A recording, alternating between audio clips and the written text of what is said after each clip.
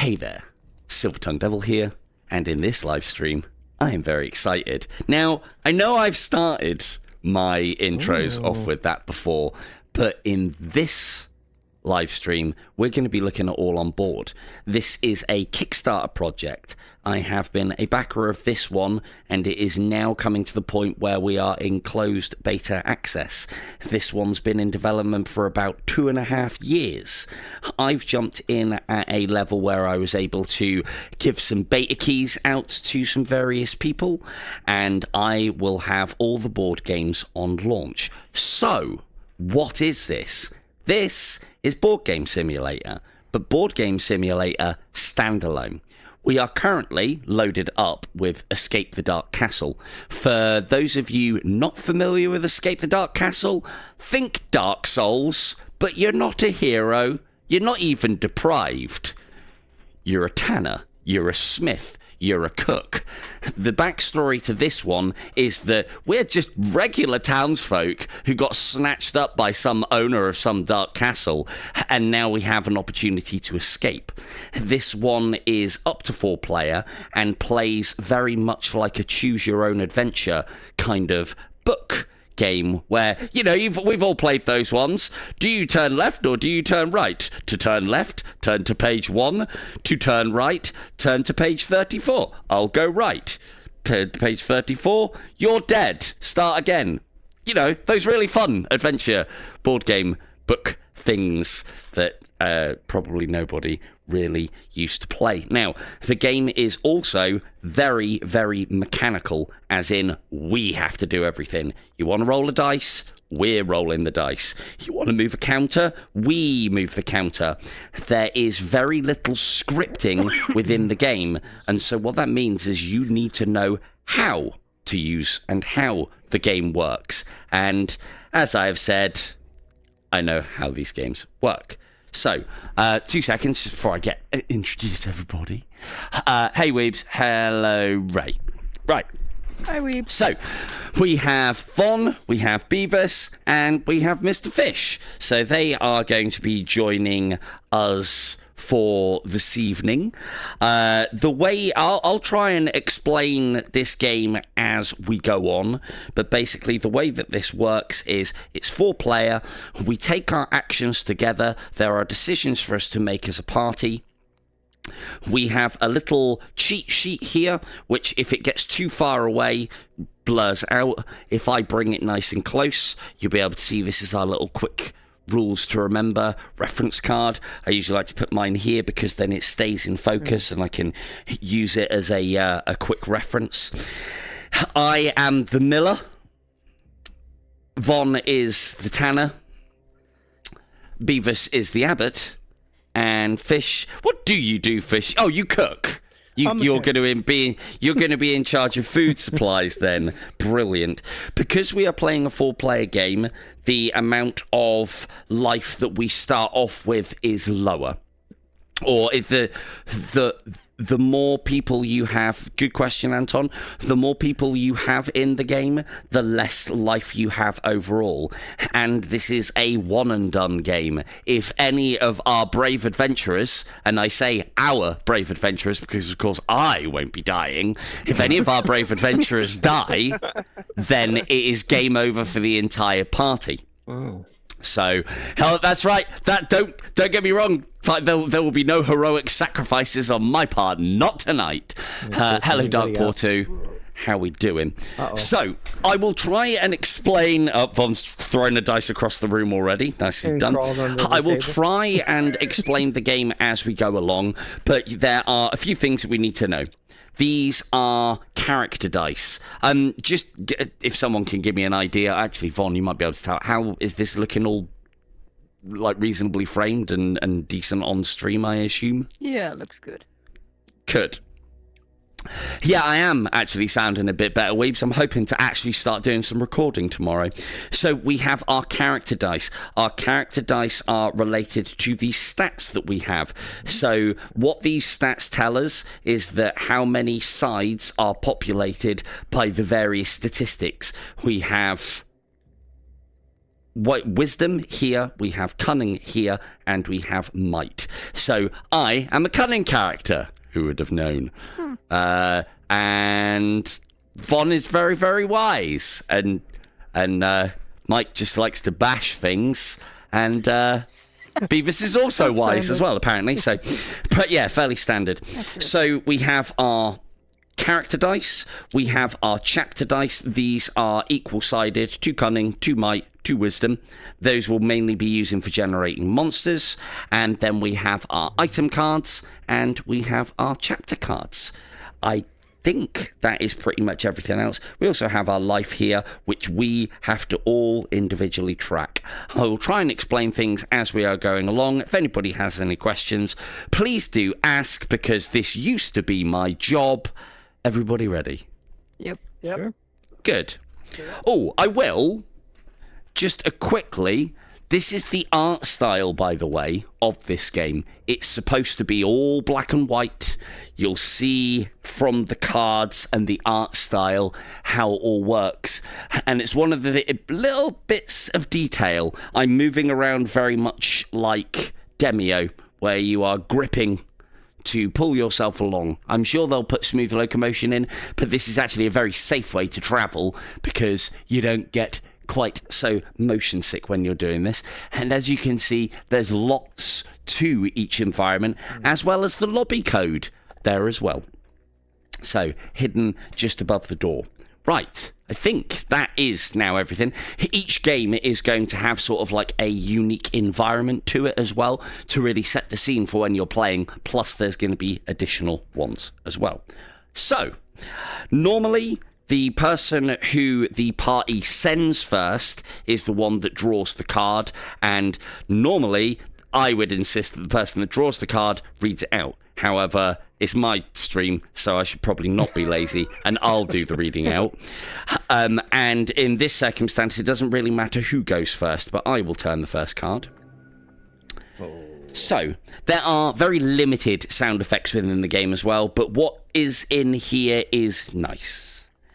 So, I will try and frame this nicely for you. So, as I said, very cool art style within this is very, very, very low tech, like low fantasy sort of shit. After years of incarceration in the depths of the dark castle, you finally break free of your cell. In a small stone room adjoining the cell block stands an old wooden chest. The lock is open. Draw an item card per player now.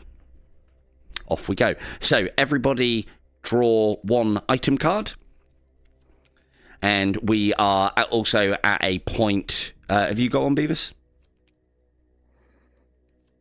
And make sure, obviously, Von, you're sat where I need you to be obviously careful. Yeah. So we can now, one of the things that you'll see is when I'm looking at the card, I can see both sides of it. When I pop it on, but I know what most of the cards do anyway. Has anybody got anything of particular note? Any weaponry? Rotten apple. Yep, okay. So if you... What does the cudgel do? Who's it for? Once per round of combat, when you roll a might, you may roll again and choose which of the 2 results to apply. There we go. They've given Fish the cook a club. Tenderize that meat. Right, so we're probably going to be sending Fish through first, because he's the one who has got the better combat stats. And as you can see, I can just take crap straight off of anybody, mess around with all the bits and pieces. And as you can see here, warped cudgel. So this is the level of stuff that we're going to be getting. In normal games, you would expect... Sorry, I'll let you sort that out. In normal games, you would expect things like, elixir of life, healing, potion. No, no, no. In this game, we have infested cheese wheels. We have rotten apples and stale bread, because it's a dark castle and it's not teeming with all of this high-tech stuff. If we get through this, it will be through the skin of our teeth, and it will be down to infested cheese wheels, rotten apples and stale bread, and not much else. So, all of us have drawn a card. Now, do bear in mind, we could just carry on drawing cards. We could just fly through the chapter deck. This game is completely open. It isn't scripted. We're not stopped from doing anything. So then there is also a level here of being able to play the game correctly and being able to play the game right. And having an amazing host who knows the rules is always a bonus. Always a bonus. Anyway, I mean, if you want to start reading, Von, just let me know as soon as you want to start. You hear footsteps approaching. You must not linger here. You make for the exit, slipping away and disappearing into the darkness. Turn the first chapter card now. So I'm going to continue reading these out because that way I'm not being lazy. What we're going to do is, because Michael has the cudgel, we'll send him through first, because some of these cards there is an event or a decision for the person who's gone through to make or react to. So, Mr. Fish, if you would be so kind. Here a man sits at a table, his face shrouded in shadow. As you edge past, he lurches forward and pulls you close with a snarl, revealing his scarred face and rancid intentions. That's okay, Mr. Fish has a club, though. So, as a group, we choose one option. Flee! You struggle free and get away, but not before you lose 3 HP at the hands of the putrid captain. Now, a couple of things to note here. When it refers to you, it refers to the person that drew the card last. This seems to be one of the most difficult concepts within this game that I've seen, and everybody seems to not be aware of how to do. So, because Michael drew, or Mr. Fish rather, Michael, because Fishnet's there, drew the chapter card, he is designated as you. Again, a really nice little UI feature in that his little bar goes white, so we know who's at the front of the party, and then it doesn't matter about us, we're just all cowering behind Fish. So, Fishnets now has a choice. As a group, choose one option, so we may flee or we can do some combat. Now, the other thing is, we can talk about this all we like, but the fact of the matter is, it's Fish's choice, so Fish actually has to make the decision. And he already has. This is the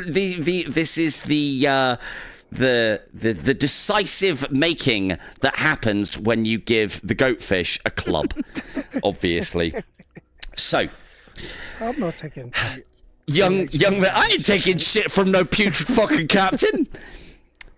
Fish has decided to go for combat, which then means that we all fight as a group. Now, the way that combat works the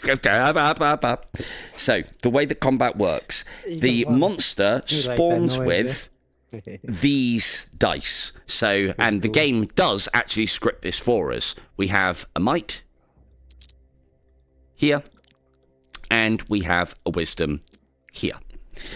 This basically means that each player, I mean, this is how I do it to make sure that I involve everybody. Each player rolls 1 chapter dice and adds it to this count. And then after that, it's a simple roll and match.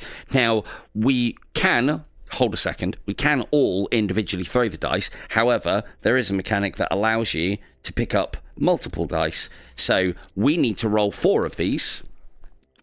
And I could if I wanted to. But I like to involve everybody. So, nice. If everybody could roll 1 chapter dice, please. Just 1. That's all we need. And then pop it in the tray. There we go. So, this is now the stats of our monster, or on whatever it is. And that's as simple as it works. Now, we all basically attack simultaneously. There's no turn based in this. To attack, we all use our chapter die and we roll it, and then I'll explain the results as we get them. And basically what we're hoping to do is matchy symbols. So hang on, let me just bring Beavis's over here so I can see it a little better. Thank you, Von. So young Mr. Fish here, and you can see if I hover over the dice, it'll actually tell me what symbol it is landed on. For those of you that are wondering, what about Shonky Dice? What about Shonky Dice? If you hover over the dice, it'll tell you the side that is on. No longer through the land of board games shall Shonky Dice be argued amongst friends. The game tells you when you highlight the dice.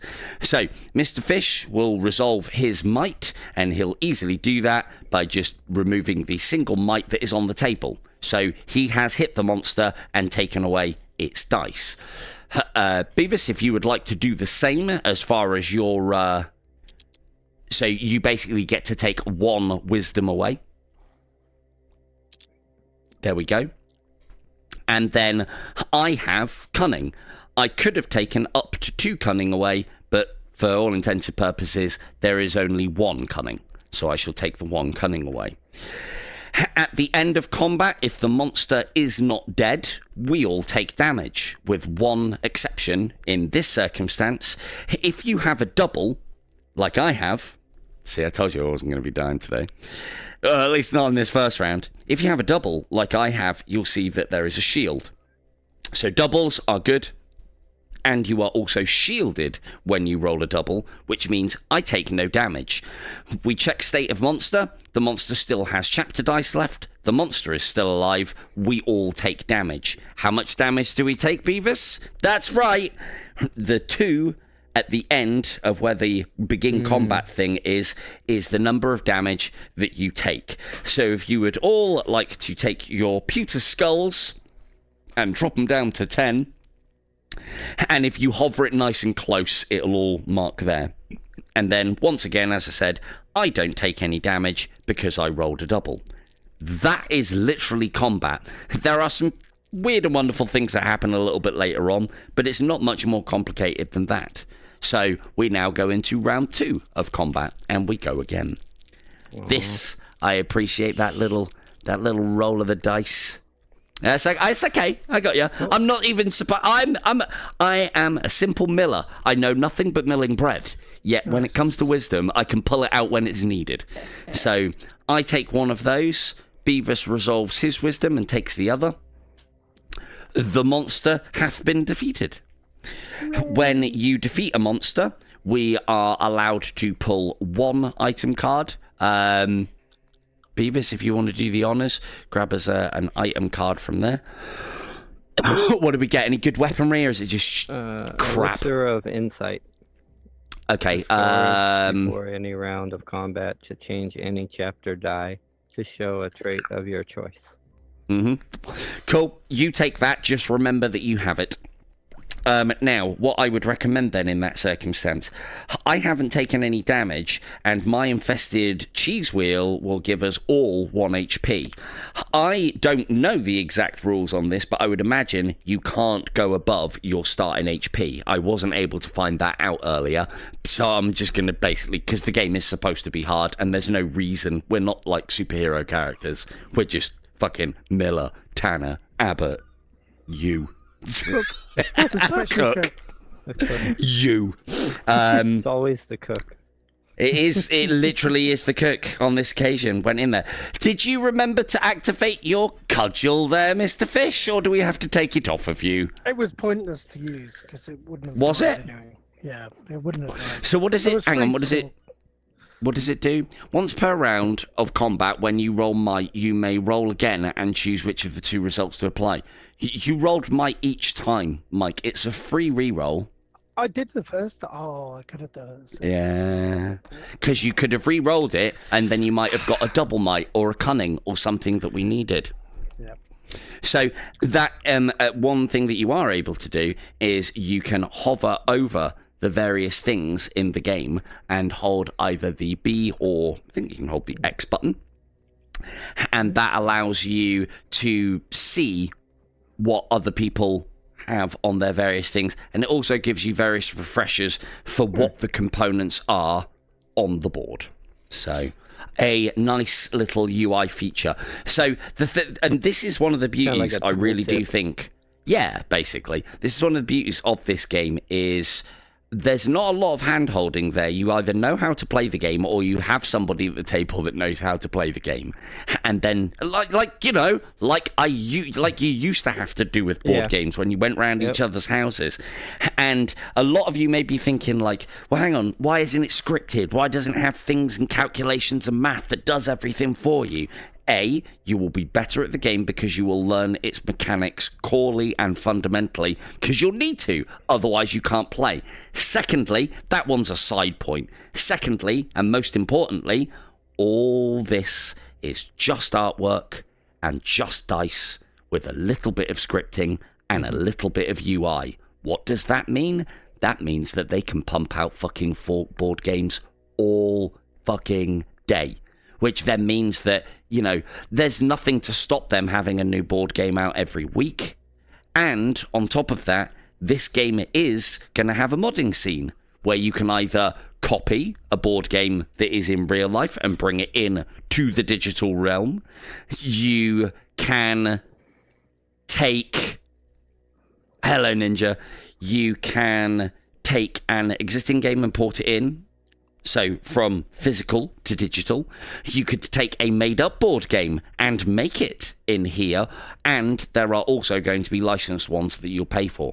And, so you know as well, if you own the licensed game, anybody who is in your lobby is able to play it for you. So they are very much adopting the same sort of ways of working as we probably all know and love in walkabout minigolf. Not everybody needs to own the board game to be able to play the board game, just like not everybody needs to be own the course to be able to play the course.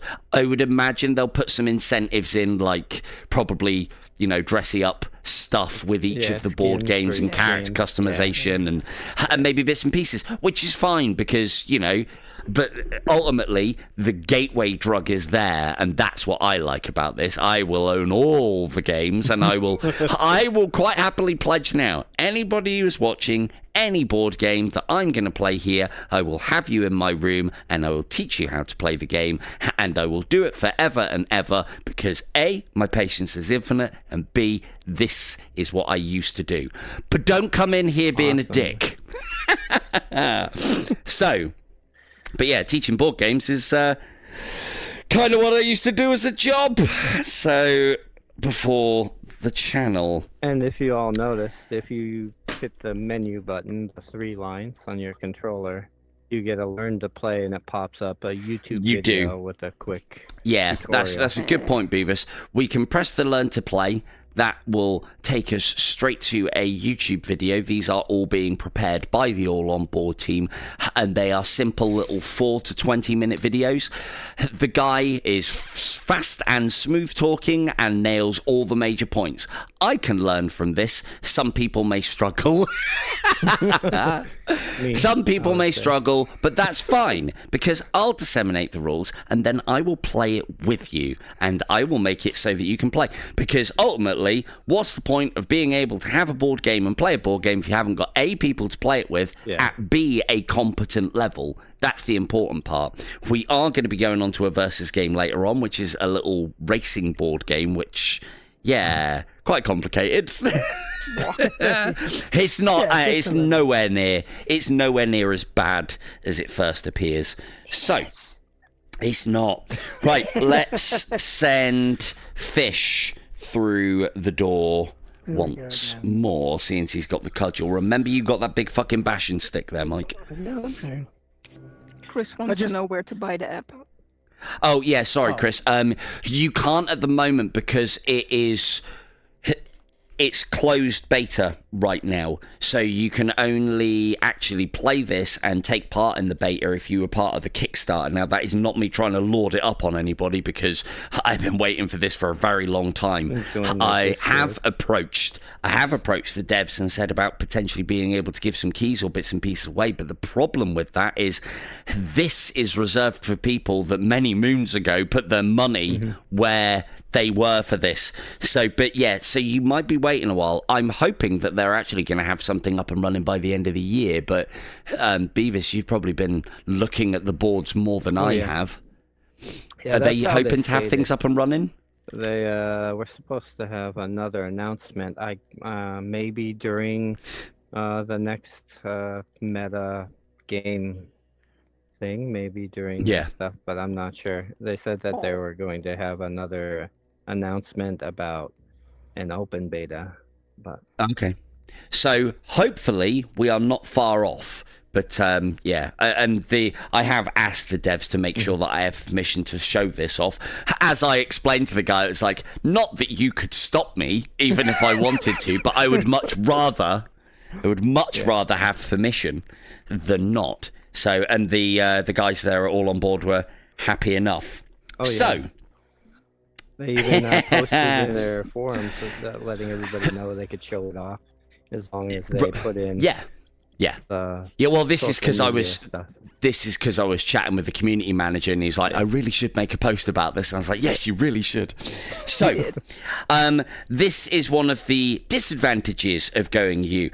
This is the sort of card where, in my heart of hearts, I'd like to see a little UI where Mike has to go off to a room, and every time he fails the roll, we hear the screams. But anyway, so you are knocked unconscious and dragged down a side passage. You awake, strapped to a table where a man in a filthy apron is scraping a rust from a jagged blade. You are to be the test subject for the castle's torturer. Fun. Oh, I know. Chris, I very much want you here as soon as able, mate. Don't you worry. So, because Fish drew the chapter card, he is you. Must endure the pain until your absence is noticed and you are rescued. Now, the last time we played this, I got tortured by the castle torturer, and quick as a flash, the general consensus round the table is we'd actually noticed that Silvertongue was missing instantly because it would be quiet. So, again, going back to this whole silent stream but anyway, so we could make Mike go over there and moan every time he fails the roll, but we won't do that this time. So what we have to do now is Mr. Fish is going to make some rolls for us. You must endure the pain until we basically get there. Roll your character dice 5 times. For each roll that is not might or a double, you lose 1 HP. So this is part and parcel of the reason why I think mightier characters are best going first. You do not get to re-roll this because this is not combat. Wonderful. Isn't it just? Hello, Ken. Right, so I'll count them for you. So, and just reduce your life as you fail. Oh. So that's 1. I can. Great start.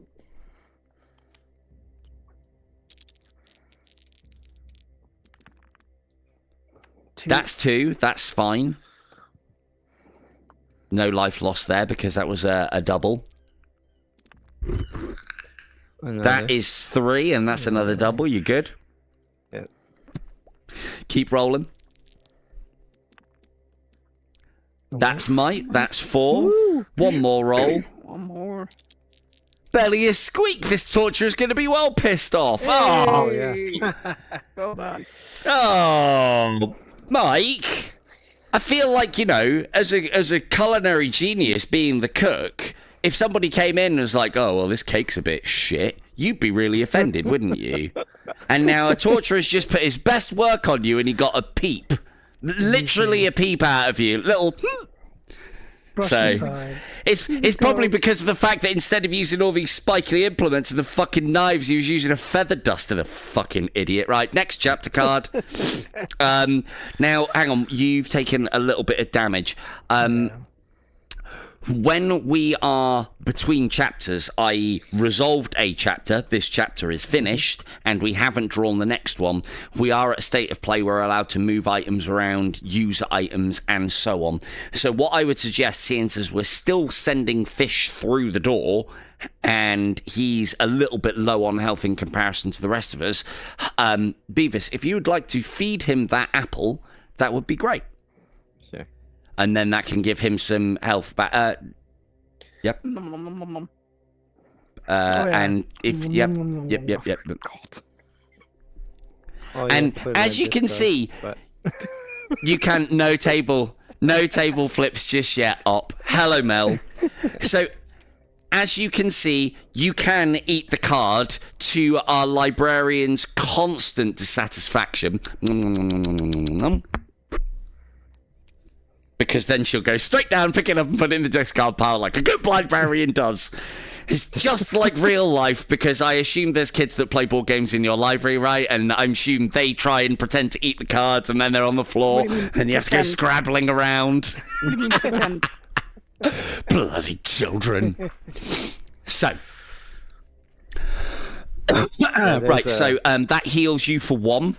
Yep. So you need to bring your life up 1. You should be up from 8. Oh, have you gone up to 10? I was on 9, I've gone to 10. Okay, cool. No worries. Hang on. Didn't you lose? Everybody should have been on 9 bar me. You should have been on 8 because you got tortured, so you went up to 9. Okay. Was it? I missed Well, we that started off at... somehow. Yeah, we all started off at 12. You guys all took 2 damage, which puts you down to 10. Yeah. And then Mike got tortured. Oh, hang on. We're right. Yeah, Did we? was Oh, doing yeah, no, 9 sorry, then. go on. Yeah, pop up to 10. I'm itching. I'm itching to use this cheese wheel, but I need to take some damage to get the most out of it. So, on that circumstance, maybe I'll go first. Yeah. Go on. Bad idea. Go on. Good. Insanity awaits. You ascend a narrow spiral staircase, emerging into a windswept bell tower. As you cross the tower, the bell swings into life, its dreary peal shaking your very bones.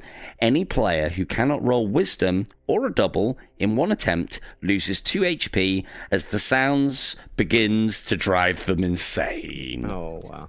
So, so just in case anyone is wondering as well, the way the game works is this stack of chapter cards. There is the beginning card, which we've already had. There are 15 chapters, and then there is an end boss. The end boss pool is drawn from, I think it's 3 cards in the base game, because this is the base game of Escape the Dark Castle. None of the expansions yet, but I hope they all come.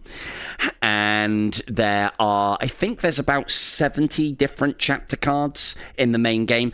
And so, of course, each adventure, even in the base game, is always going to be, you're going to see the same cards sometimes, but for the most part. So, right, let's see if I can not go insane. Nope, I'm going insane. So, I did not roll wisdom or a double. I take 2 damage. Bosh, bosh. Wisdom. Shield. Fuck you guys.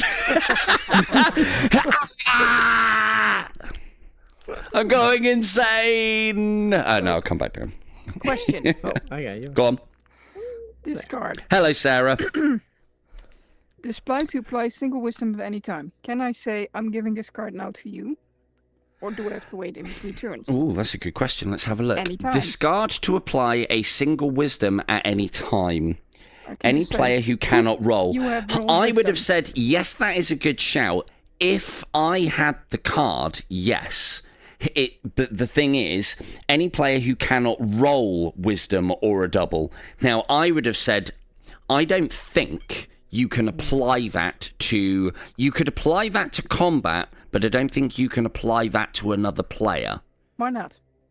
Well, normally, it's because of party inventory management is that I would actually have to have it to be able to do that, but we can't do that mid-chapter. Yeah. And this is part and could parcel always of the use this one. difficulty of the game. But Which at one's any that one? time. The elixir of Let's might that allows it down you a to second. change it to any trait you wish. Discard before any round of combat. Discard Yeah. before any round of combat. Yeah. We are not in the combat, No. unfortunately. It's a good shout, though, Von, but I would say that because it says any player who cannot roll means that I would actually have to do it myself, and it would then mean that you can't apply it. It's a good question, though. I would always err on the side of this game is supposed to be fucking impossible and hard as balls, and anything that leans into that is most welcome. So if by chance I had the wisdom potion, I could have used it, but yeah. I'm sure somebody will go, actually, Silver, I've consulted the Book of Armaments. So, right, it doesn't matter, because I am, now that we're at the end of the, now that we are at the end of the chapter, can I interest anybody in some infested cheese? Ooh, It's infested, I don't know if I said. It's yummy. So, I'm going to make use of the infested cheese. Yum, yum, yum, yum, yum, yum. Yummy. Stop it, Vaughn. Let the cards drop where they may. Infested cheese. Everybody gains 1 HP. Wonderful. There you go. And so at least we actually got some decent value out of that. Most of us should be either back up to full health or 11 or somewhere in that sort of region. So that is good. Right. Michael, you may continue to lead the charge, sir. Go on. Wonderful. My favourite job. Good. The other thing I was going to ask as well, how is the... I'm trying to frame these cards because the artwork is so good on them, and trying to get it in such a way that I'm reading it so you guys can see it. But as these 3 old women draw near, you notice their feet do not touch the ground. With a cackle, they lunge, probing for you with withered hands and rotten tongues. Oh, well, I didn't think it was going to be that kind of a game. Well, hey, we're in here, Mike. Begin combat. Combat special. The first time the risen hags are defeated, before drawing an item card, roll a chapter die. If the result is wisdom, they regenerate. You must restart combat and defeat them a second time. So... in that case, then, 1 chapter dice each, please, peeps.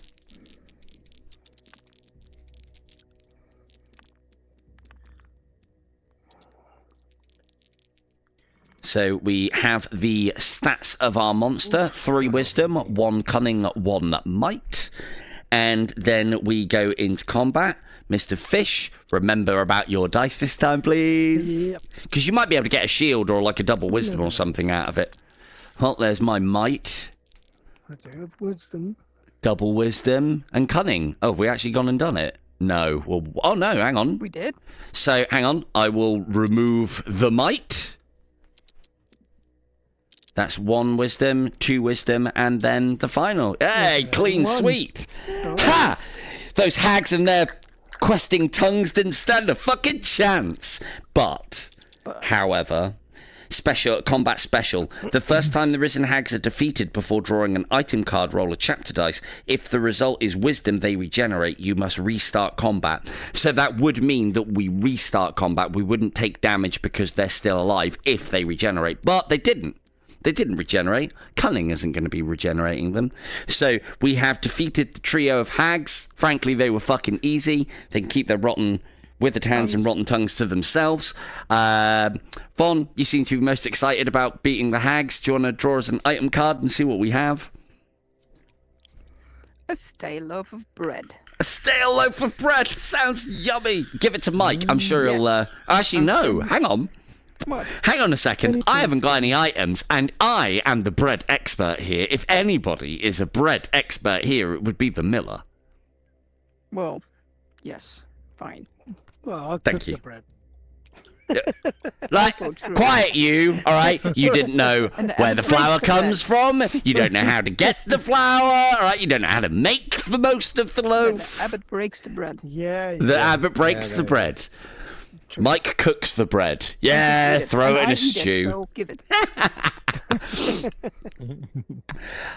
Okay, combat completed. Michael, go on for us, please, sir. You seem to be doing fantastically. Oh god. Oh, good. Another one. A creature stitched together using butchered animal parts scuttles towards you. It is so hideous, you instinctively lash out. Begin combat, but you get to make 1 attack before the first round, taking no damage.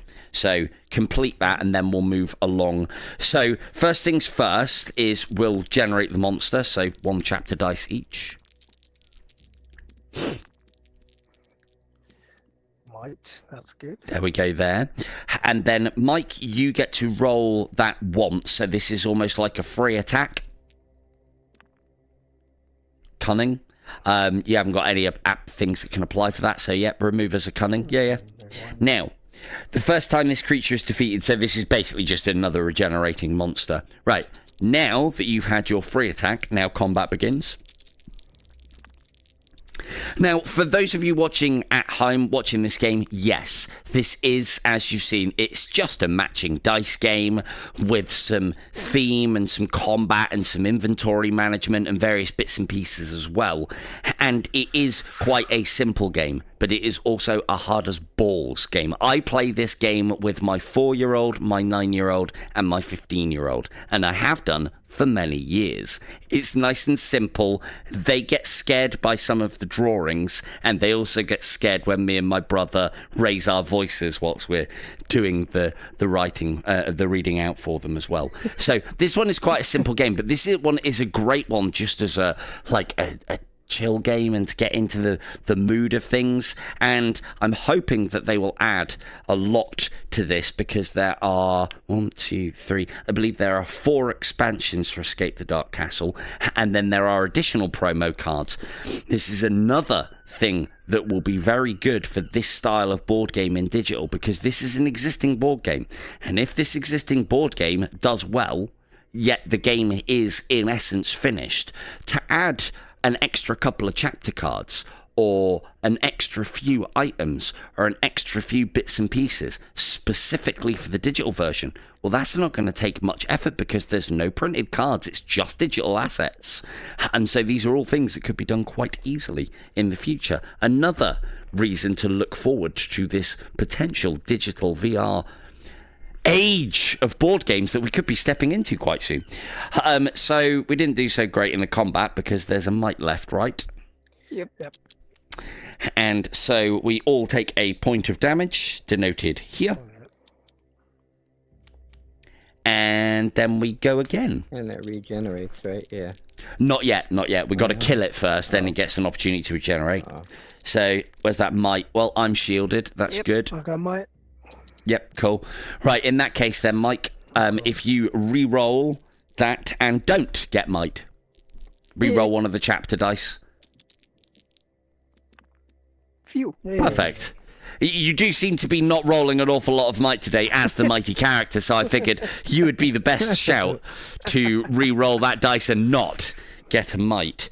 So, go on then, Mike, seeing as you stopped it regenerating, do you want to draw as an item card? There we go. Whenever you would lose HP, discard this item to lose none.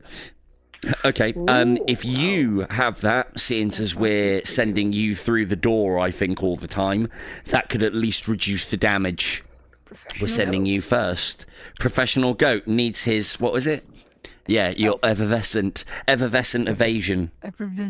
Effervescent evasion. Right, go on then, Mike. Onward.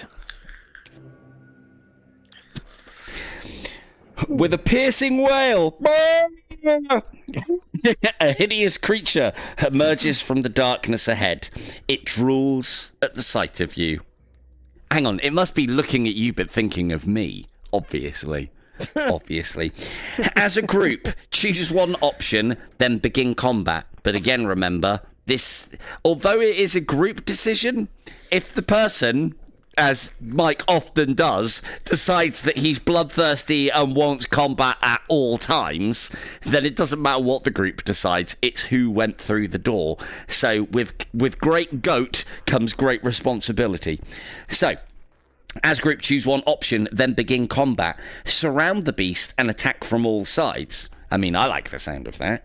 Stay together and fight on the move. And basically the difference is, if we go, it's basically risk reward.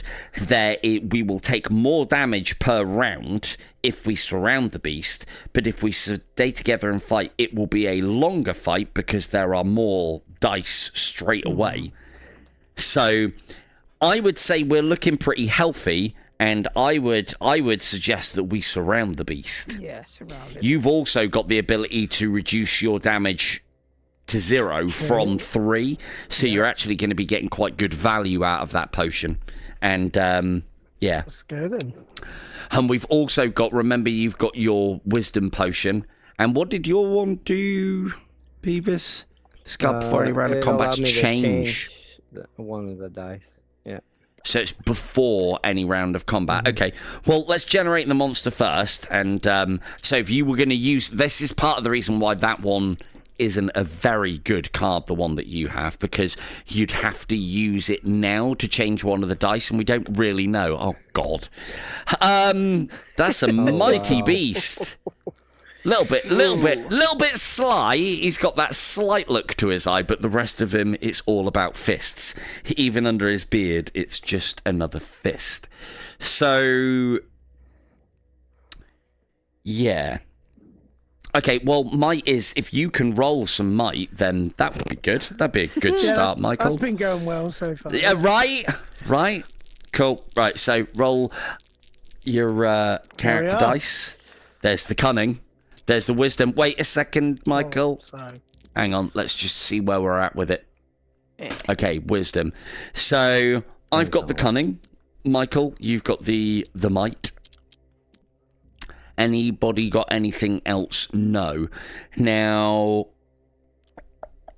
yeah, that's about as good as it's going to get then in that circumstance, I think. And there's not really any point of using your wisdom potion. And this is why that potion's not particularly good. It allows you to change chapter dice before we roll.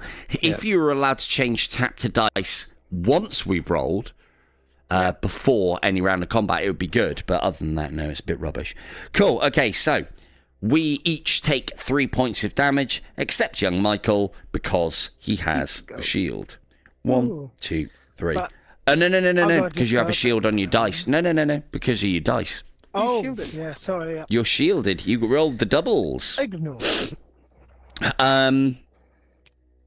Now, I did look into the resting rule, and my take on this game is if you ever get to the point where characters are resting, it is usually the beginning of the end because you want as many people rolling as possible.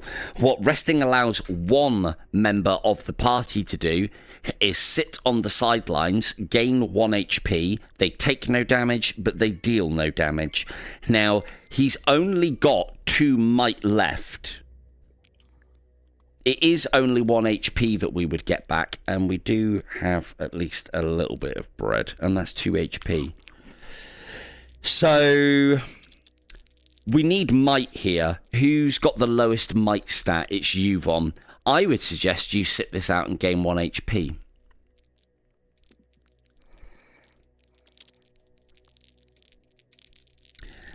And off we go then.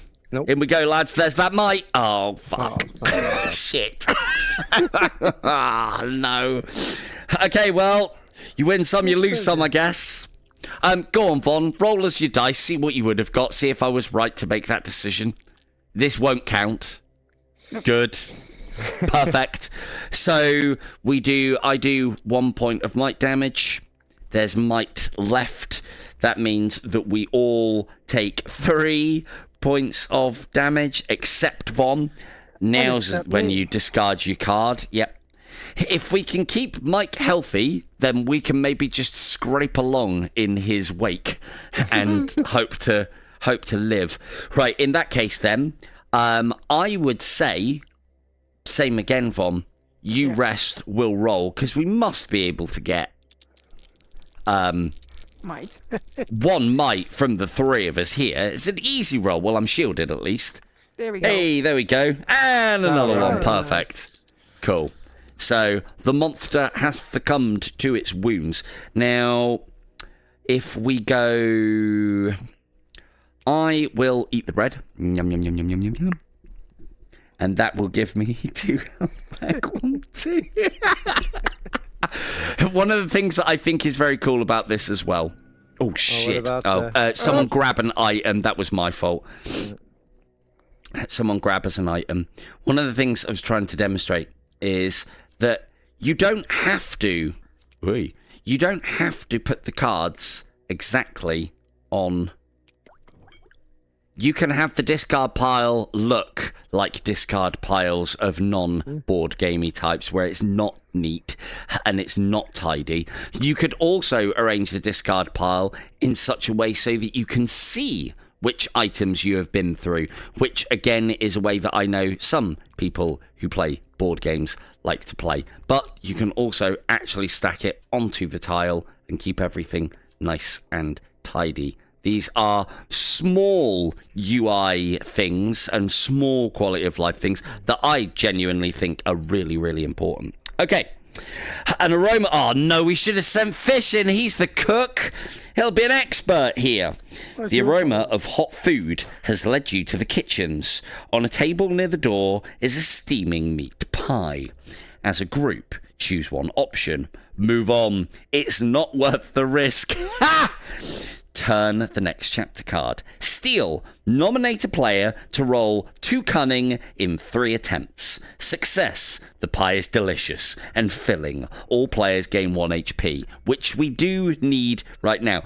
1 HP doesn't feel... That would be helpful with that. It's called Wicked Luck. Hang on a second. Yeah. 1 HP does not feel delicious and filling. Failure, the cook catches you and vows to make you filling for his next batch, and then we would begin combat. Well, first and foremost, I vote steal. Sure. And Von, you're the... Oh, no, it isn't Von, is it? You are. Who's... You are. Oh, I'm the cunning one. Ah, Yeah. So cunning, I forgot. So it looks like I will be doing the stealing. Now, we are already in chapter, which means that if we do have any cards that would be useful to each other, we can't exchange them. Yeah. But what is it? Let's have a look. Put it down on your thing, and I'll read it from here. Discard to reroll your character die, applying only the second result.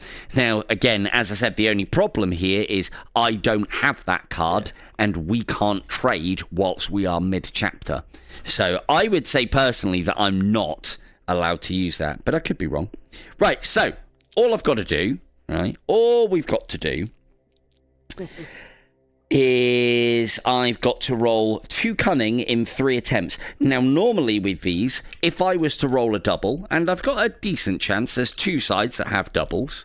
If I roll a double here, I do believe that that completes this straight away. Normally it says it does, but it doesn't on this one, but let's see how we go. Well, there's 1 cunning.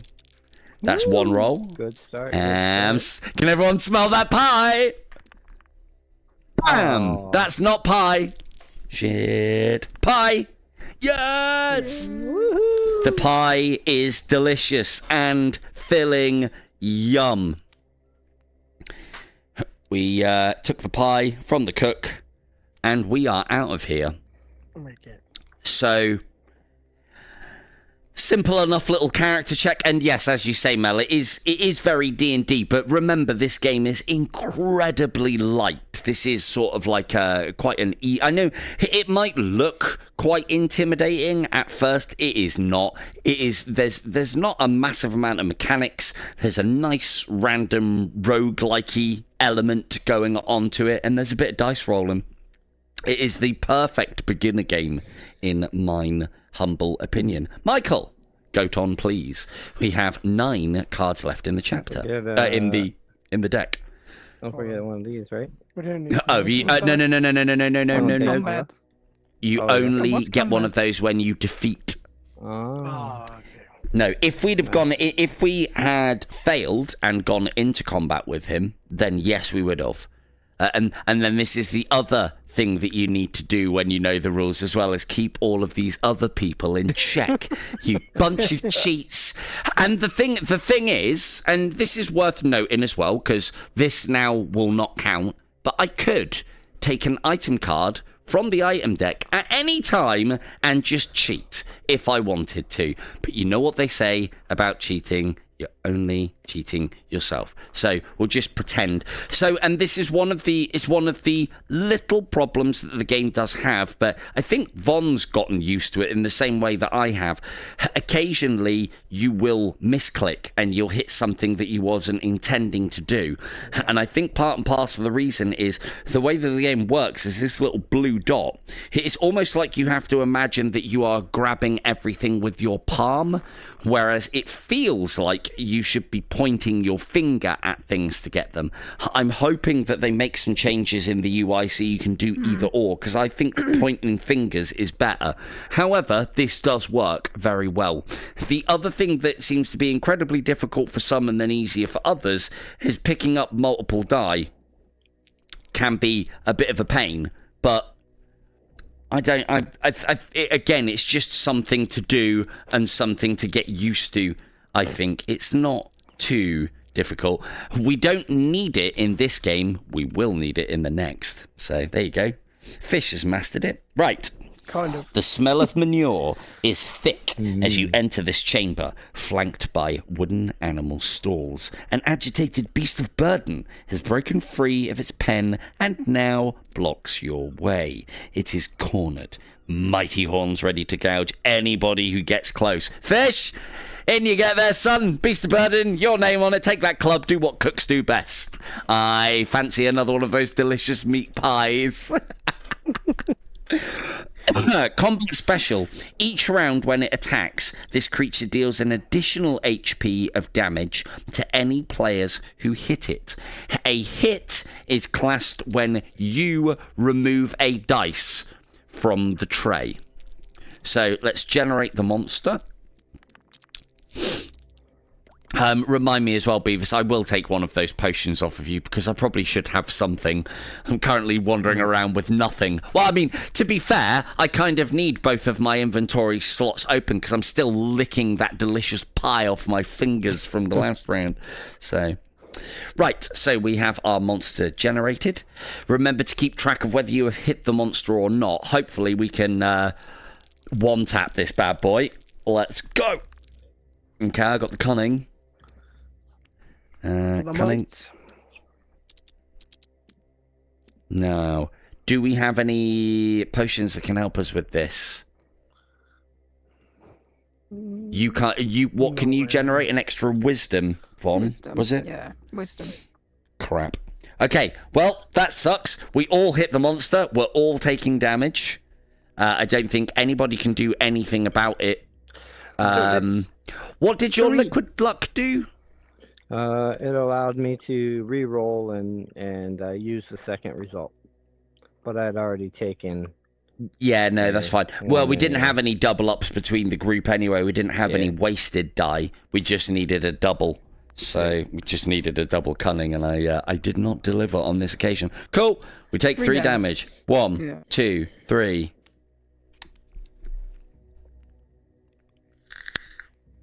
Well, you say that, Weebs. I always considered myself a bit of a Wallowitz type, but all right, fine. Sheldon.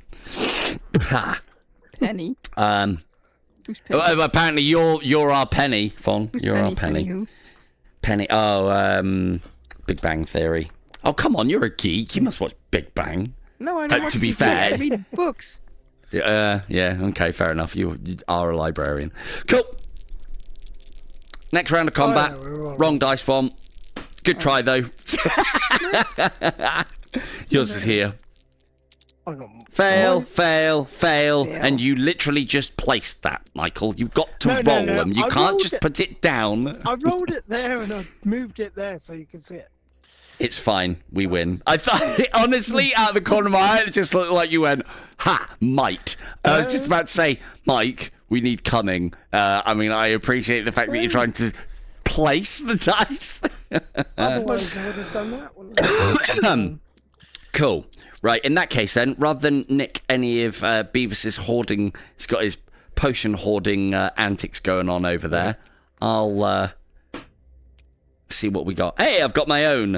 A cunning concoction. Discard to apply a single cunning at any time. It would probably be better in that circumstance than for me to trade with you, Beavis, because I should be rolling cunning pretty natural. Do you want to give me the one that gives me the reroll? In fact, I'll just take it. So, there we go. Liquid luck. What's that in Harry Potter? Filialis? Can't remember. But anyway, yeah. Liquid luck. Cool. Monster defeated. Go on. Now, we are getting quite low on the health department. Yeah, we are. Most of us are on, what, between 4 and 6 health? So we might want to... good. Good.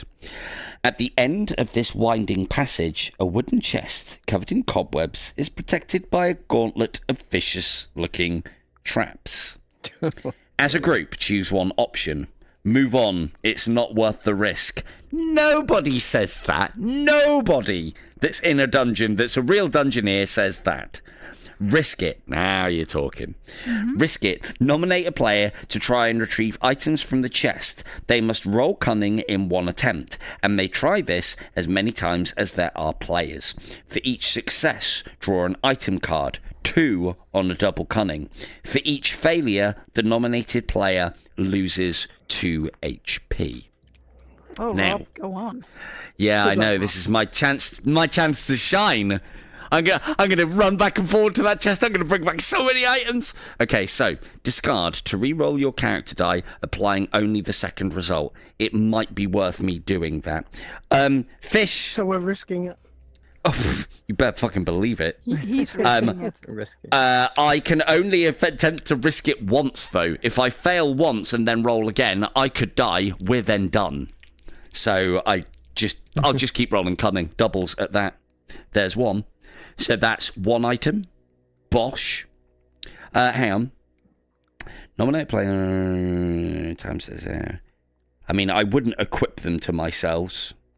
For each success, draw an item card. Well, I suppose I would be able to equip it to myself because I'm getting them straight away. I mean, you know what, again, some of these things I don't know if it is cheating, and I always err on the side of trying not to cheat as it happens. So, and double. Yes. The rotten shield. We have the rotten shield at last. Let's go again. I've got 2 more rolls. Damn. I'm going to use my liquid luck to re-roll that and get a double. Oh, damn. 1, Nice. 2. Which then means that I can make up my last roll.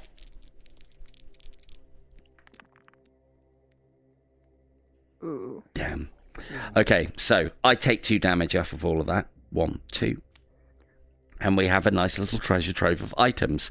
I am going to need effervescent evasion, for I am on 2 health. I will need one of those also.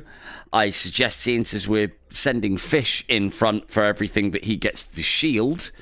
And then I think we've only got 1 slot left, which would be the potion for Vom.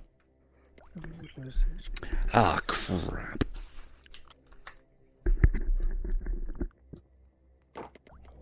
Oh, good. My battery didn't turn on. Stupid thing. Stupid boy. Time. No, we'll be fine. No, we'll be fine. No, it's when I have to unplug my headset and then plug it back in again. Oh, they might need to check their battery. Oh, yeah, no, do check your batteries. I'm good.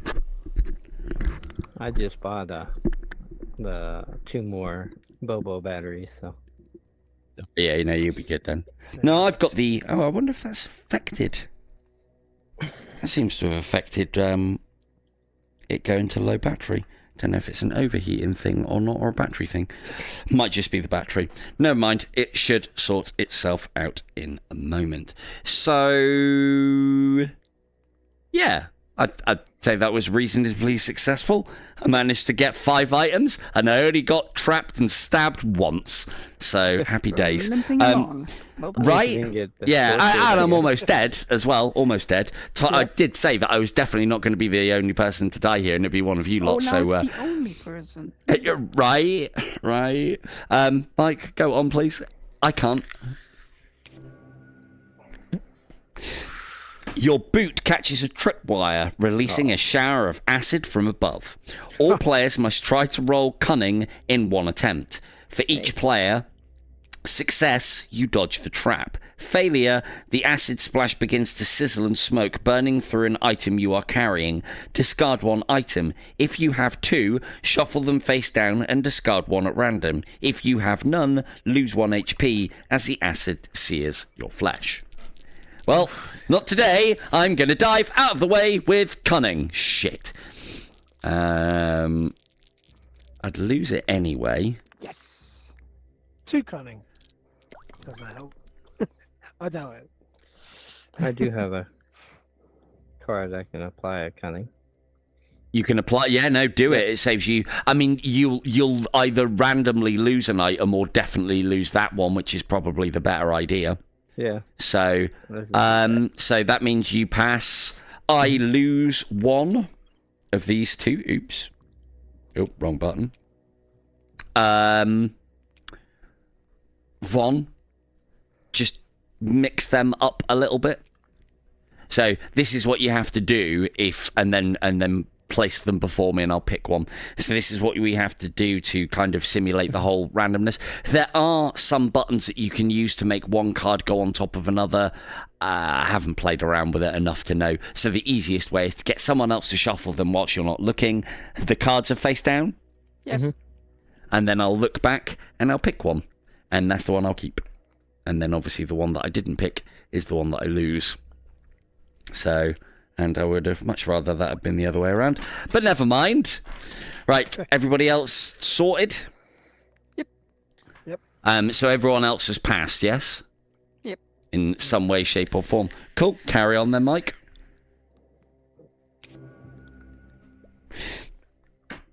Several armed figures spring from the shadows and attack. You become separated and each player must fight alone. Oh dear. Wow.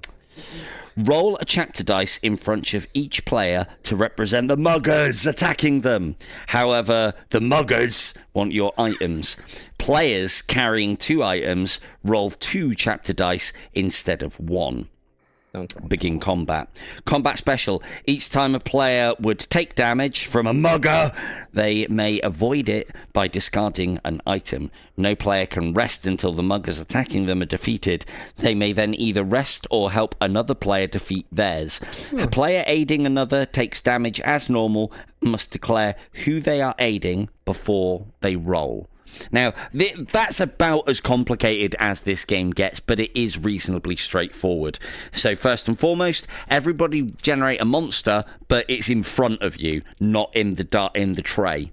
So, for instance, my monster is I have a wise mugger. Whereas, yeah, Beavis's and Fish's are typical cunning muggers, and yours is a mighty mugger. So... now, these guys deal 1 damage. Roll a chapter... However, the muggers want your items. Players carrying 2 items roll 2 chapter dice instead. So, Von, you need to... basically, your mugger, yours and Fish's mugger, are highly motivated. Highly motivated for mugging. Carrying. Right?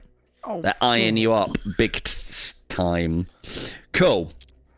I care very little for this one. Whenever you lose HP, discard this item to lose none. You know what? I could just be spiteful with these muggers then. Wisdom is not a good stat for me, though.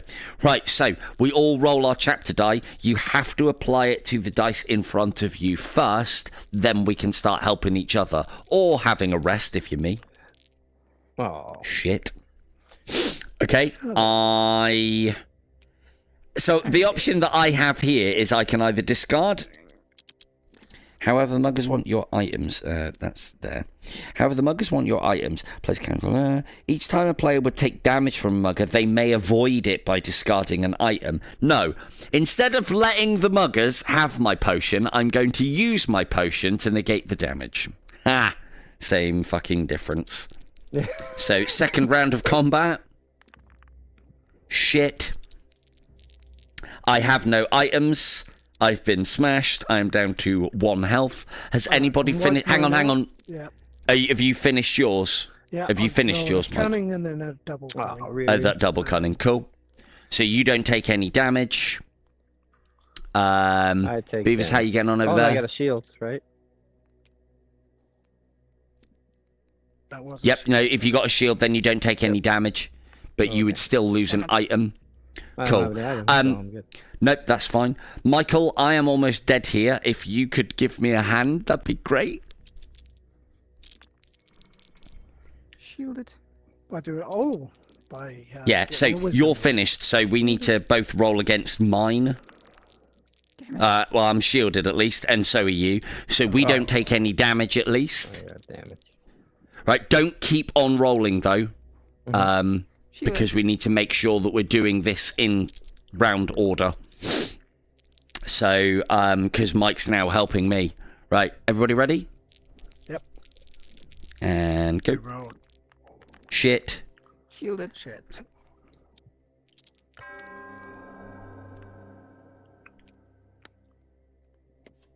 I'm almost That's dead. it. I am dead. I got one more. So, and that's one of the UI's things here, shoot. is going from 1 health down to nothing. And you'll hear that little death toll as one of the players hits 0 life. And there you go. So, in typical Silver-Tongued Devil fashion, it definitely isn't going to be me dying first, taking silly risks and doing all the bits and pieces. No, no, no. And so, it looked like we all died to a bunch of muggers anyway. But basically, the moment that one character goes down to 0 health, we die as a party. Now, this game is designed to be incredibly difficult.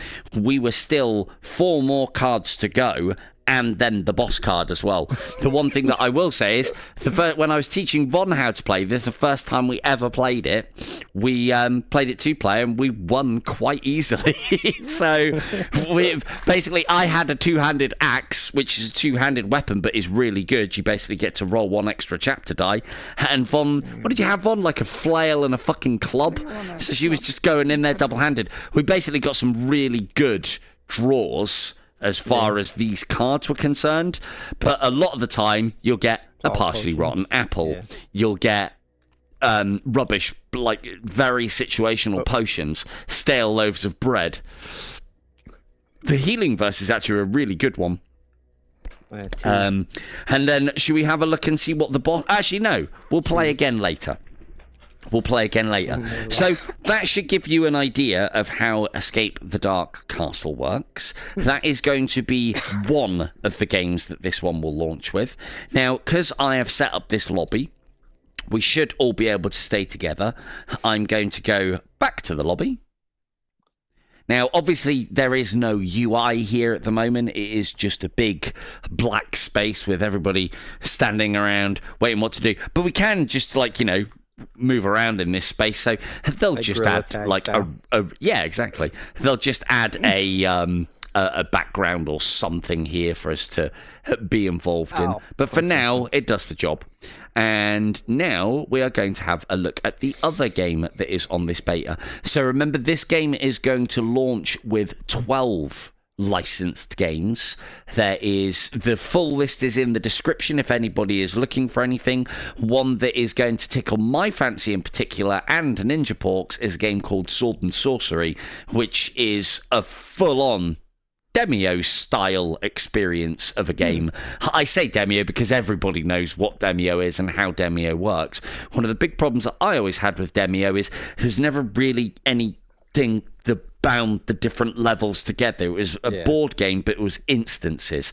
I wanted something where you are kind of leveling up and growing your character across many, many, many fights and keep that character for a while. Now, I know that's not how the game is intended to work, but they never even tried a mode like that, and I think that's something that could have been really good.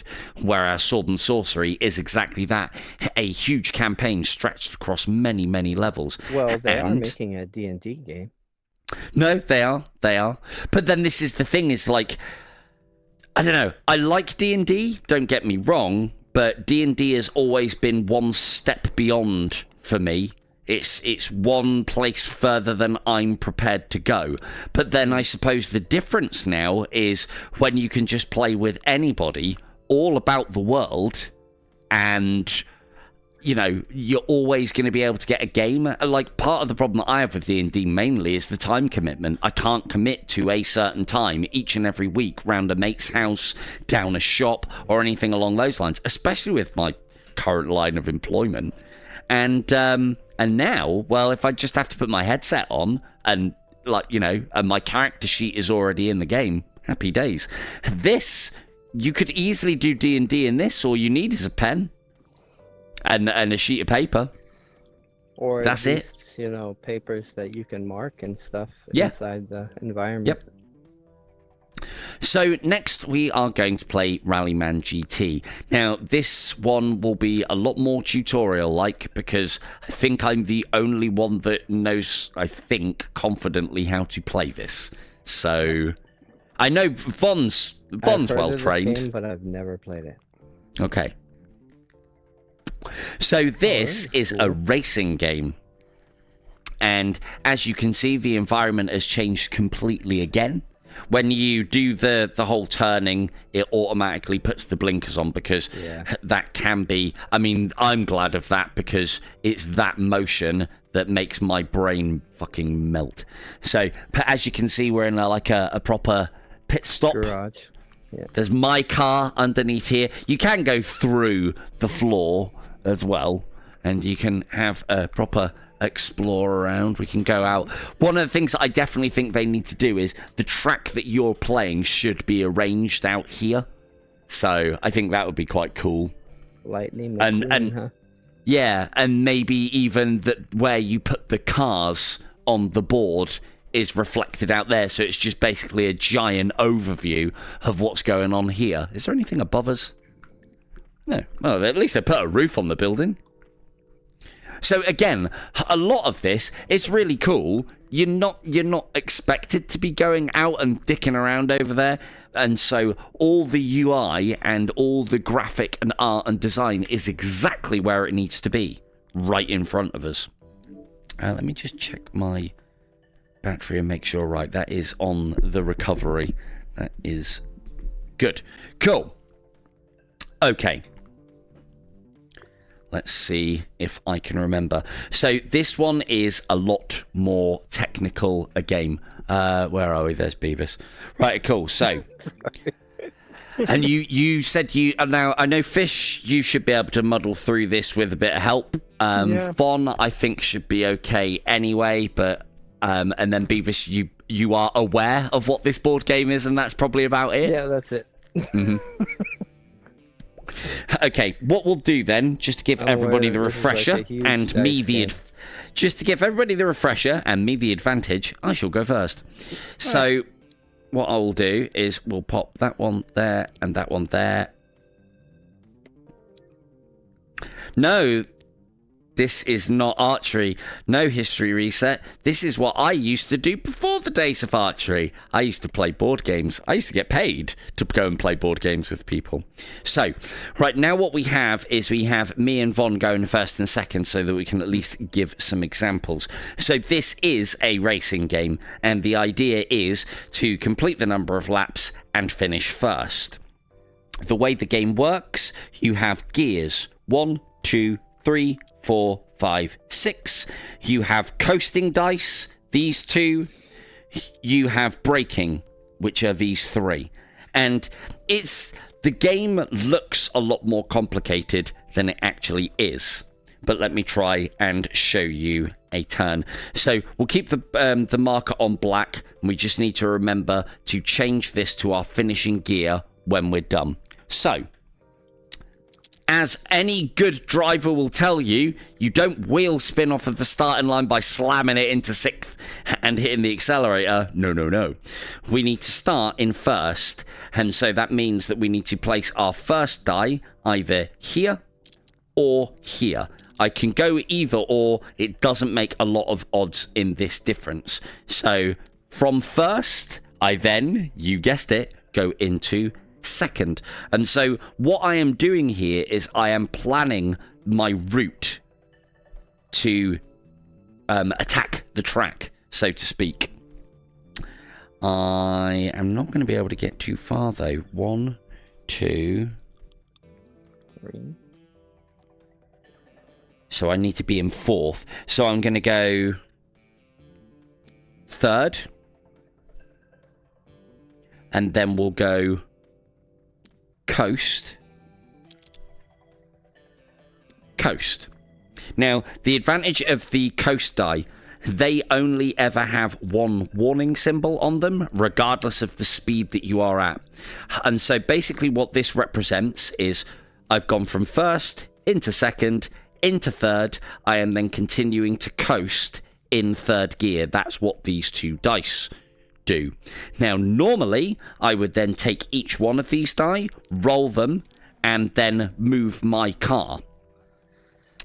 I'm going to be going flat out, because that's how we do things. But in either circumstance, we need to take this, we need to put it on our finishing die, and I need to touch it, and I need to put it in the appropriate gear that we finish in. So we're going to be finishing in 3rd, providing we complete all of this. And I've done that to denote it. Note as well how my little thing has turned black. So that means that once this is done, my turn is done. The round marker is currently in black, and we'll switch that over when everybody is done. So as I said, I would normally now go roll, yep, roll, yep, roll, so on and so forth. And providing I get far enough without getting warnings stopping me from spinning off the track, what I'm going to do, hello 4th wall, what I'm going to do is I'm going to roll them all together.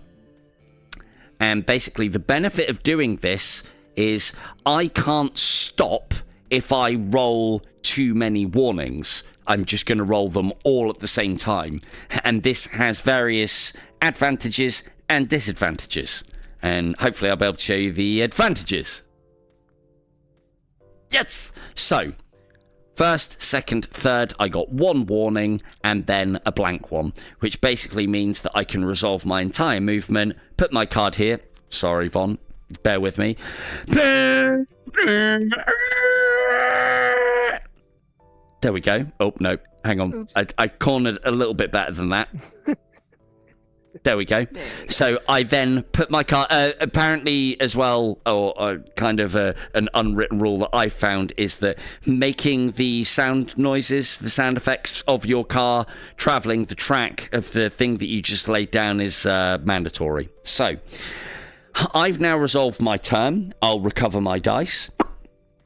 And because I went flat out, I gain a number of focus tokens equal to the amount of black dice and white dice that I rolled. I rolled 5 dice that were either white or black in total. That means I get 5 of these bad boys. 1, 2, 3, 4. Get a nice little pouch. And then whilst Von's taking her turn, I'll try and put these into the box. Nope, that's not it. Nope, that's not it. Nope. That's not it. Oh, come on, you little fucking... There we go. And so my focus dice are in here. Now, what my focus dice can do, I can use them to not have to roll, basically.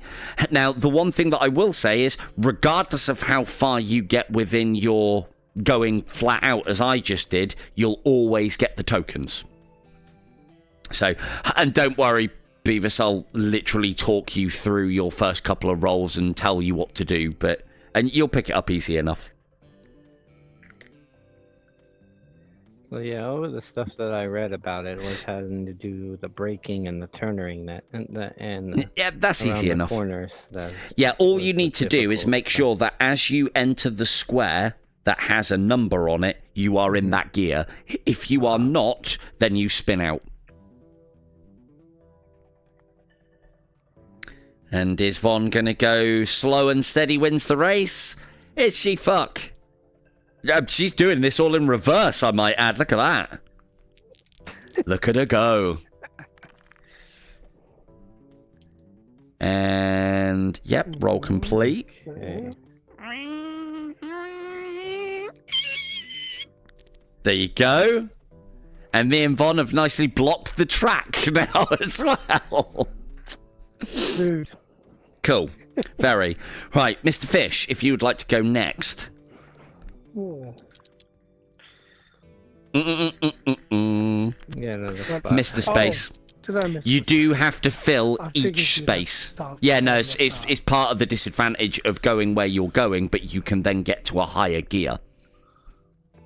But then you have to leave yourself enough room to slow down on the. Oh, You do. sorry, God. There you go. Third. But we still need to get to You probably want to go fourth coast, I would say. today.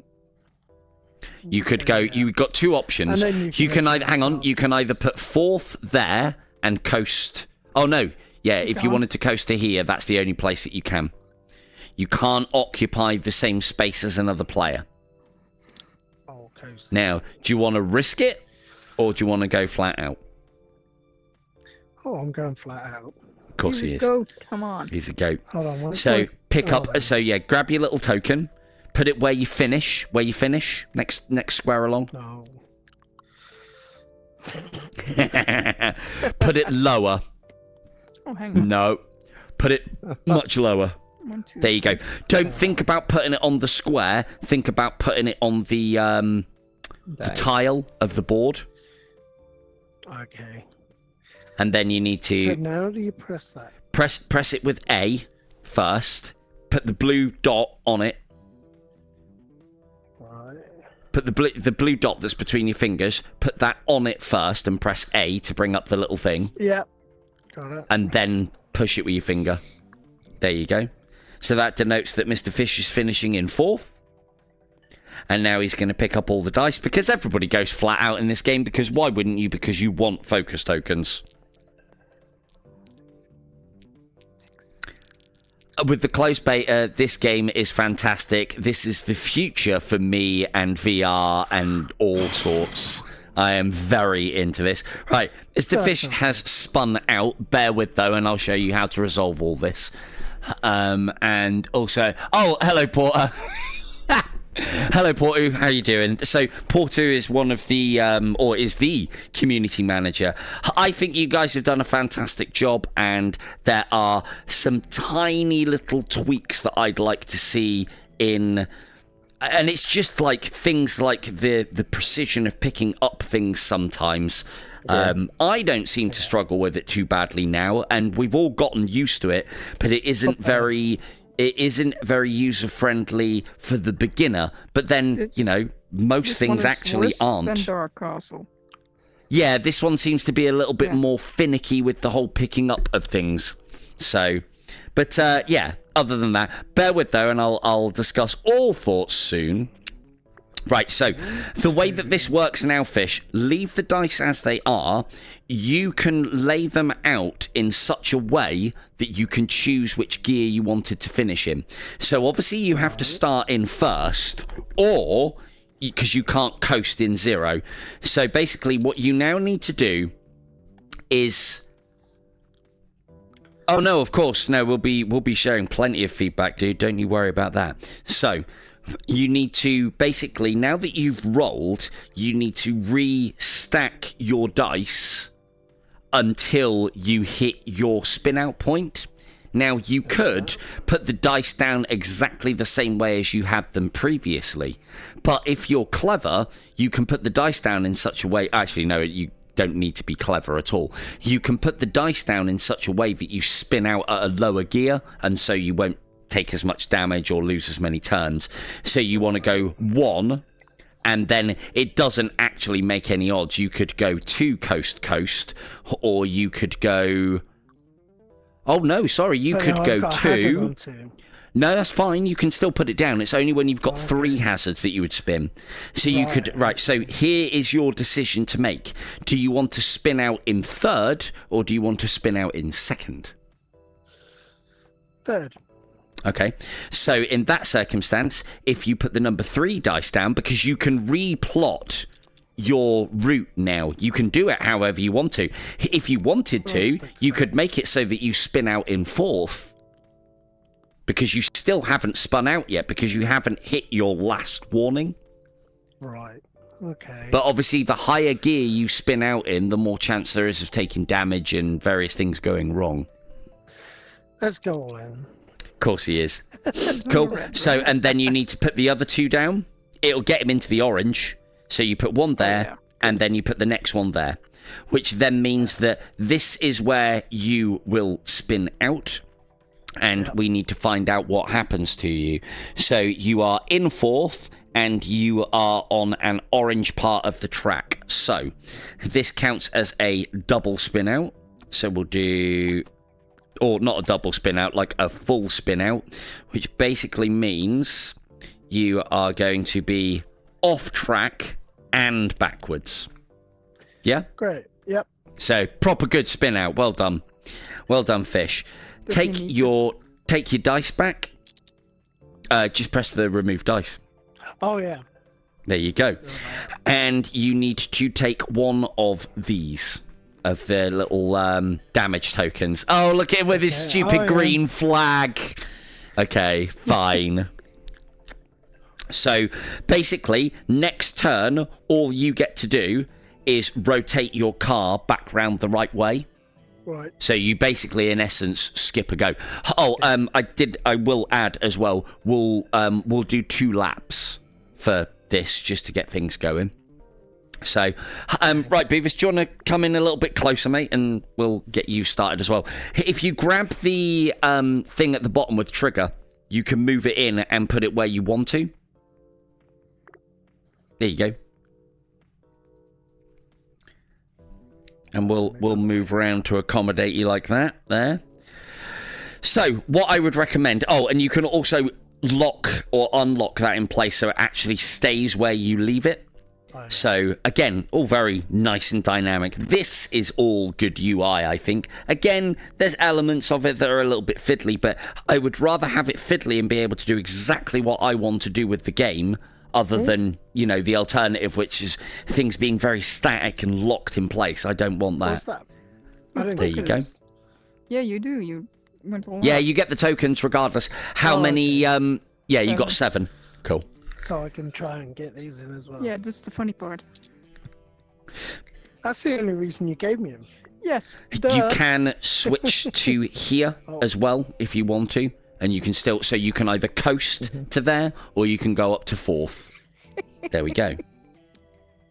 Now all you need to do, can I actually put that on top of Michael's car? It won't let me. Damn it. Just put it there.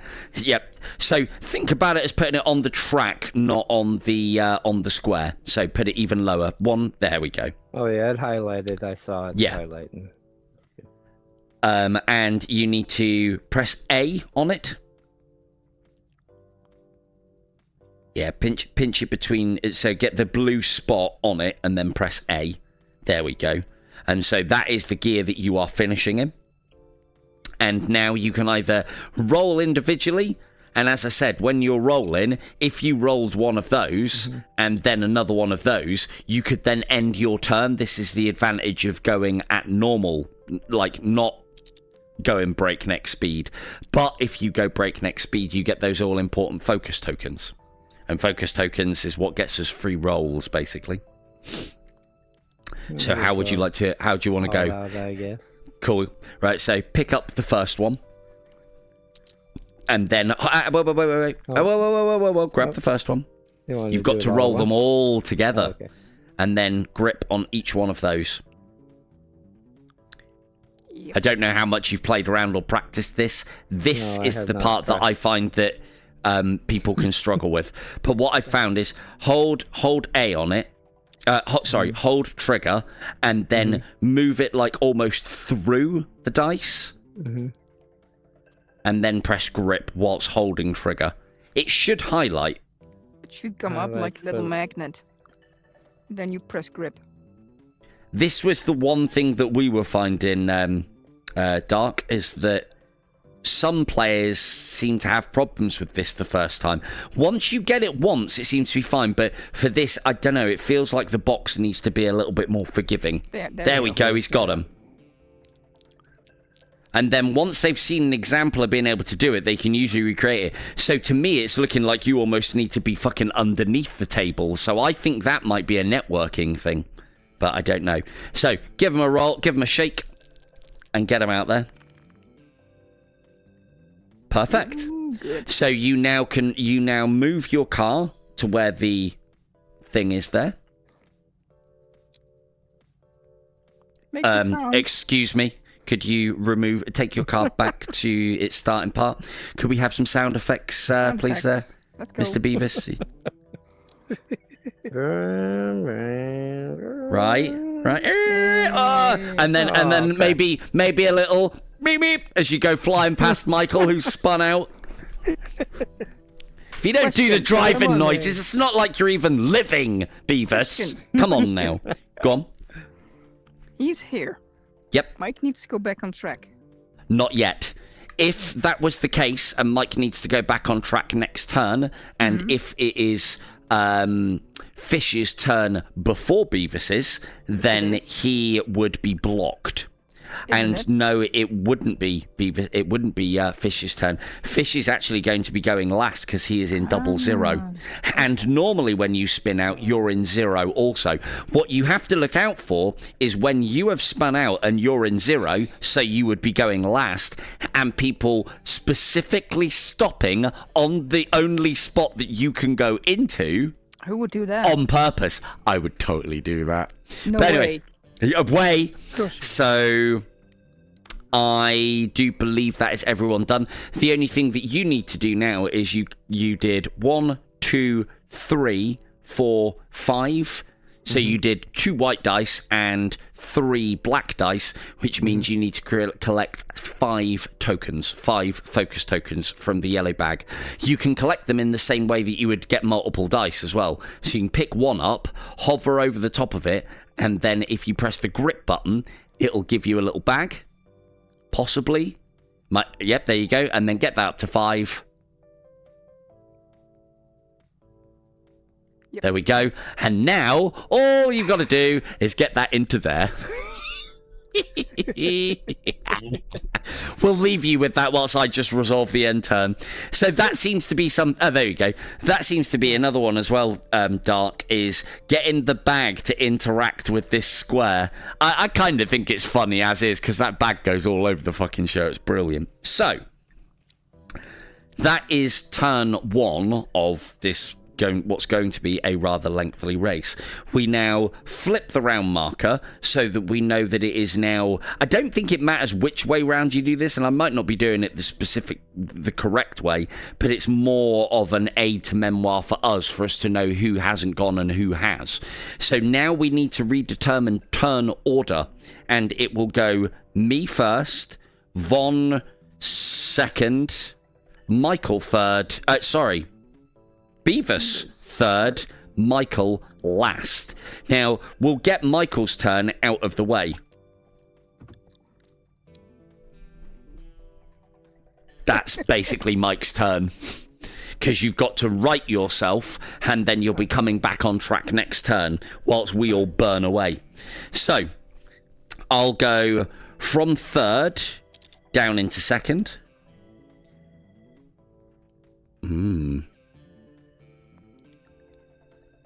Up to third.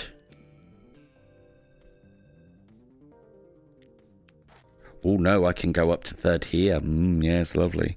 Coast, coast. No, I can't do that. I can go coast. And I can then go coast. So, basically Formula Death. So, one of the things I will explain, and this is the way that you game it, by the way. See these markers on here? If you approach this corner, so basically that corner needs to be taken in third. If you approach it on the inside, so if I went from this square to this square, I would need to be in second, because that's what the entry shows. Because I am coming from this square, it's almost like I am taking the racing line and starting wide, cutting the apex of the corner and continuing on. Does that all make sense? Yeah. So if I was going round here to enter this without spinning out, I would need to be in second, because that's what is shown here. But normally it is a gear 3. So if I did that, I would spin out because I'm in third. and I need to be in second. Whereas if I jink out to the right and then come back in again, I can get away with that corner in third. Does that make sense? Yeah. And it's all because of that little line and the number 2. It basically means that that is... So if you approach on the inside, that is that corner's speed. Get rid of that. Get rid of that. And that would be that corner's speed. It would be as if it is a 2. But because I've gone to the outside and entered this square from this one, not that one, I can do it in third. And it's that whole... in racing theory, you would want to cane it along the outside, come here, to there. And that's how you would want to ride. But you would, if you went on the inside all the way, you'd have to do it much slower. And that's what this is representing. Yeah. I see. So, oh, look at that. I managed to get my car on top of... Wow. Hey! I got me one of them flying cars. That's thematic, I think, for the corners that I am taking. So that completes that corner in third. I can then go straight up into fourth, into fifth, into sixth, and we are flying. So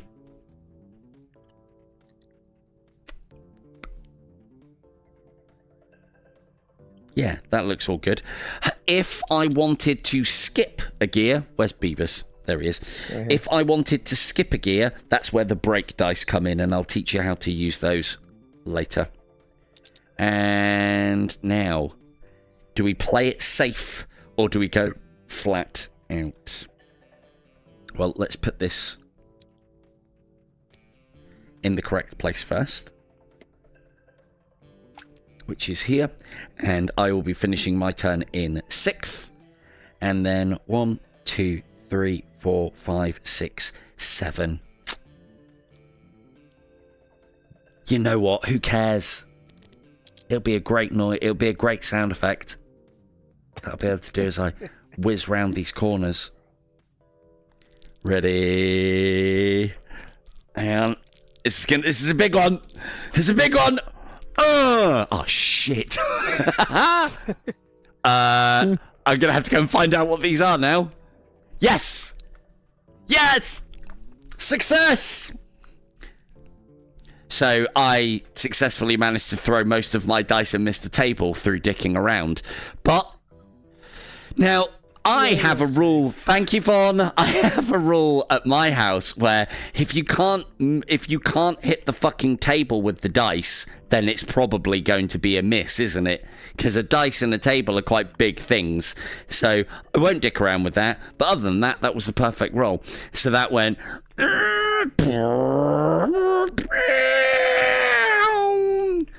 proper. I get 1, 2, 3, 4, 5, 6, 7 of the old focus dice. 1, 2, 3, 4, 5, 6, 7. I'm going to place them in there gently. I'm going to place them in there gently. I'm going to place them in there gently, and Von can take her turn. There we go, we're in. Good stuff. I'll recover my dice. Job is a good one. Now, there are little nuances within this game. So now, Von, it is you next. But remember as well, the turn order is decided right at the start of each round and stays that way until the next round. So Von's going to plot her course. There are some little nuances within this as well, in that I am in sixth. I've got the highest gear and I have the inside line. That's purposeful because I want to be going first as often as possible. The other thing as well is, unless a player is in the same gear or higher, you cannot overtake them.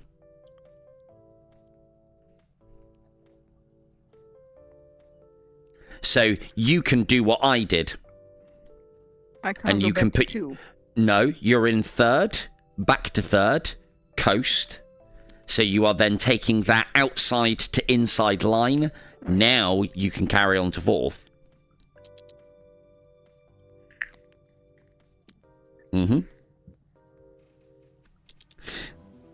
Uh-huh. Oh, look at Vaughn. It's neck and neck. Will she go all out? Tell you, if you spin out here, this is going to be great. Of course I will spin out. So Von could resolve each of these dice individually and choose to use her focus tokens on them to get guaranteed rolls. The other thing to note as well is when you get past second gear, there are more warnings on the dice. Shoot. Oh, she's done it. There are more warnings on the dice. On fourth, on fifth there are 2, and on sixth there are 2 as well. There's only ever 1 on the coasting dice. And don't you worry, guys. We'll be, I'm sure a weather change condition will be coming up soon. That's going to be a nightmare. Because I still don't quite know exactly how that works. Do you want to, are you all done there, Von? What'd you get? 1, 2, 3. It was everything but gear 1, wasn't it? So that'll be 7. No. Yeah, 7. 7 focus tokens.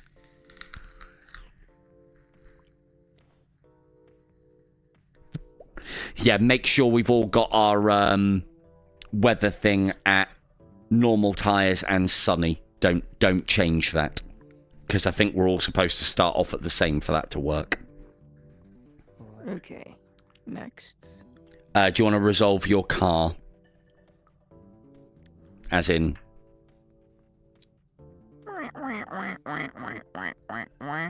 What is wrong with your engine? Jesus. That is the worst positioning I have ever seen. Powered by ducks. Powered by duck. Damn it. Why are you fondling my car? I'm fondling your car. It won't let me do it. We've had it a few... There we go. Von's coming in on the outside. Two-wheeling it on the outside.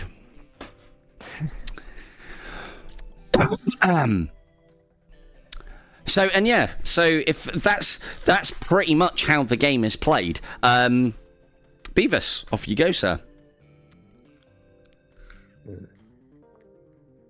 As you can see, this one is on. I think this one on the outside is a lot more complex game than Escape the Dark Castle, and there's like a versus element to it as well. It is a racing game first and foremost.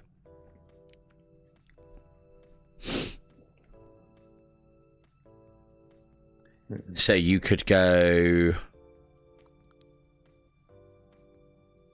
Oh, you won't have anywhere to go back to. No. Right, so, first off, what gear are you in currently? 3, yeah. You're in third. Mm-hmm. So you can't go down to 1. You need to go down to second. Or you could brake to get down to 1.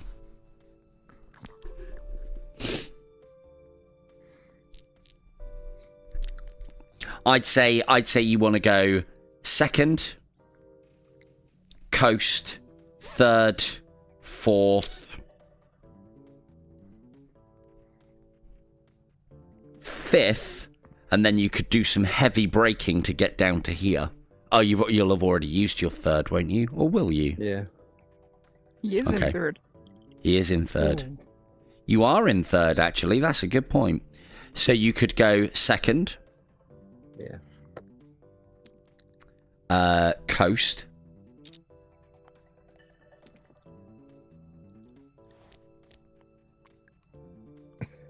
What's Oh. that? It's all going wrong. That's one of your focus tokens. Oh.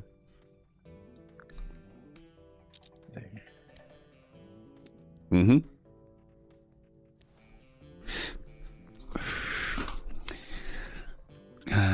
Wants to get a real close look. Either that or she's playing with that glass. Right? She's got all the racing skill. All that racing skill.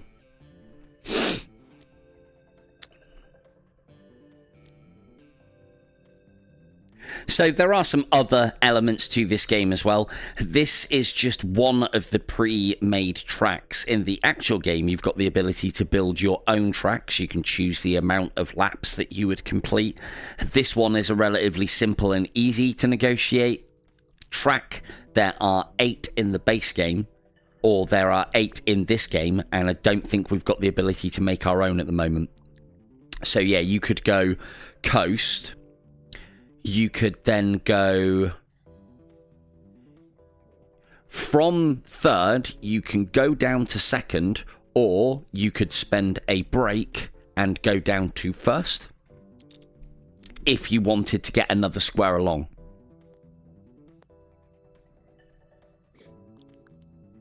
If you want, basically, if you want to go one more square, normally you're in third at this point, yeah? Yeah. To get down to first, that would be an illegal move because you can only drop down 1 gear and you've already used second. And this is where these come in. So you would place a break dice here with your first gear, and that's how you skip gears down. That is by using breaking. It's a good example. Just do that. It isn't necessarily the best move to do, but it will get you 1 space further. But note as well, a breaking dice has 2 warnings on it. So that you can keep up. And it'll also put you into first, which means you'll be one of the last people to go next as well. So, which isn't a bad thing. Not a bad thing. And then so you can choose to resolve this how you want to. You can roll it all together. You won't get any focus points for the break. If you wanted to, you could roll each individual one, and you can start making use of your focus tokens to get the rolls done automatically for you, if that makes sense. So How do the focus tokens work? Okay, so basically then, before you roll... in fact, we'll do this. It's a good example. Right. Before you roll, you want to decide whether you're going to roll or use focus tokens. To begin with, because you have none of your 3 warnings that you're allowed before you spin out, you might as well be rolling. So I'd roll 2 and see how you get on.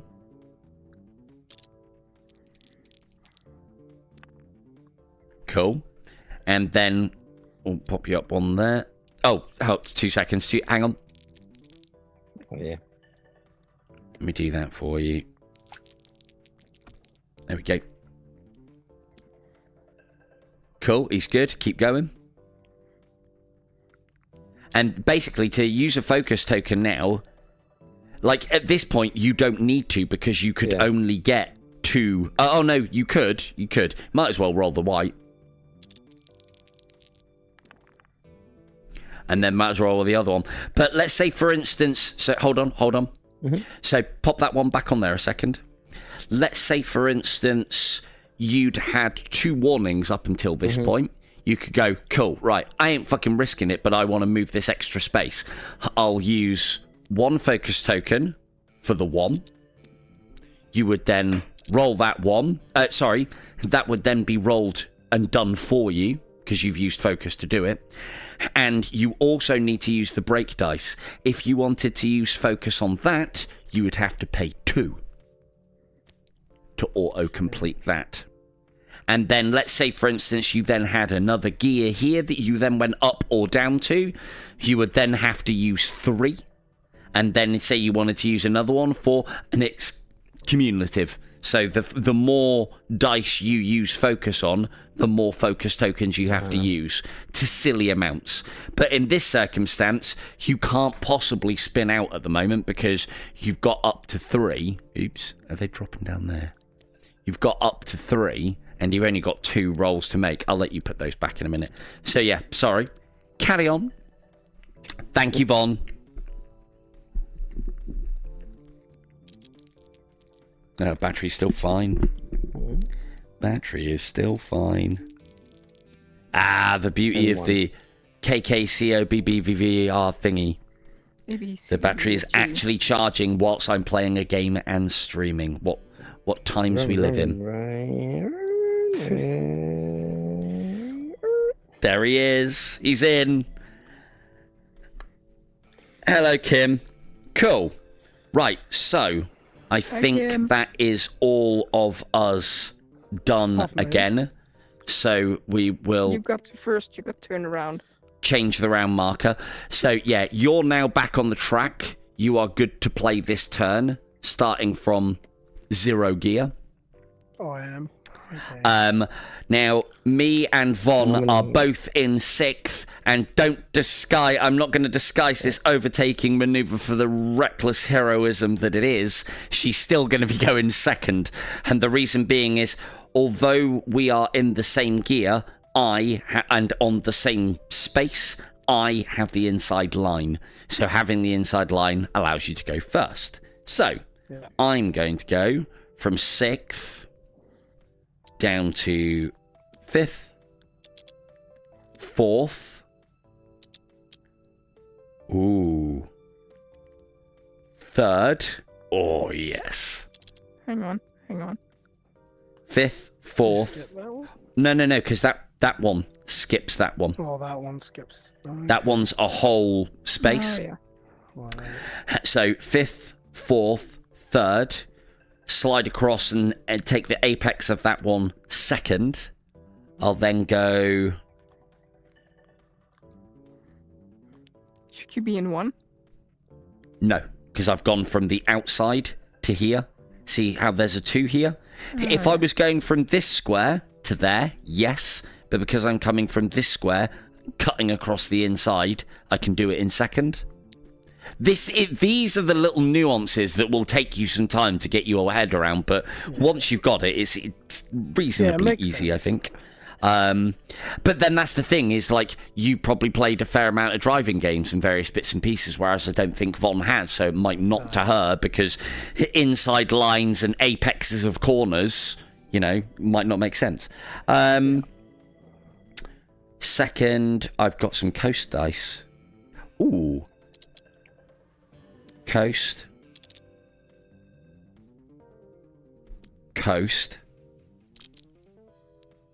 First. Oh. What a move. Right. Could have stayed in 6th as well, I think. Actually, that's something we'll need to find out. I think I could have used that. I don't have to go down a gear. I'm in 6th and I can carry on being in 6th with 6th. So, but that would have fucked up the rest of my moves. So let's pretend that was purposefully done. Happy days. Pop that there. Pop us onto... That puts me in 1st gear. And seeing as Von's coming up hard on that outside, I better carry on focusing.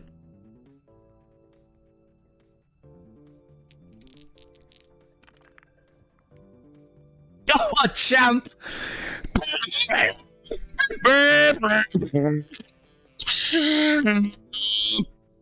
Yes. There we go. Easily negotiates those corners. Come on, Von, let's see what you got. See what you're made of. So the one thing that we're not doing a very good job here is messing up our rolls. When you start messing up your rolls, your car can take a certain number of damage pips. Those damage pips are then you get from here, and different cards have different effects. Some affect the overall performance of your car. One in particular changes the weather. With the weather change, you can have less gears, less braking dice, less coasting, and also less danger before you spin out. So weather conditions can change the game up entirely.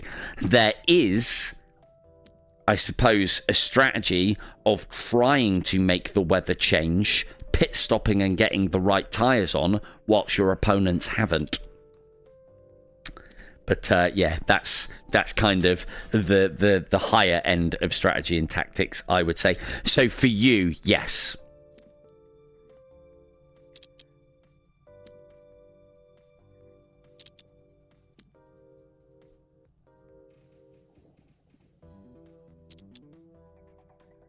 Yes. So that would see you end in 2nd. Which means that you would then go... Oh, no, because I'm ahead, aren't I? I'm ahead by...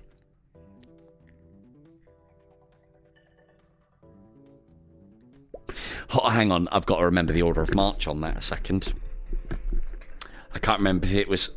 highest gear, then furthest forward, or furthest forward, highest gear. 2 seconds whilst you guys resolve your turns. Come on.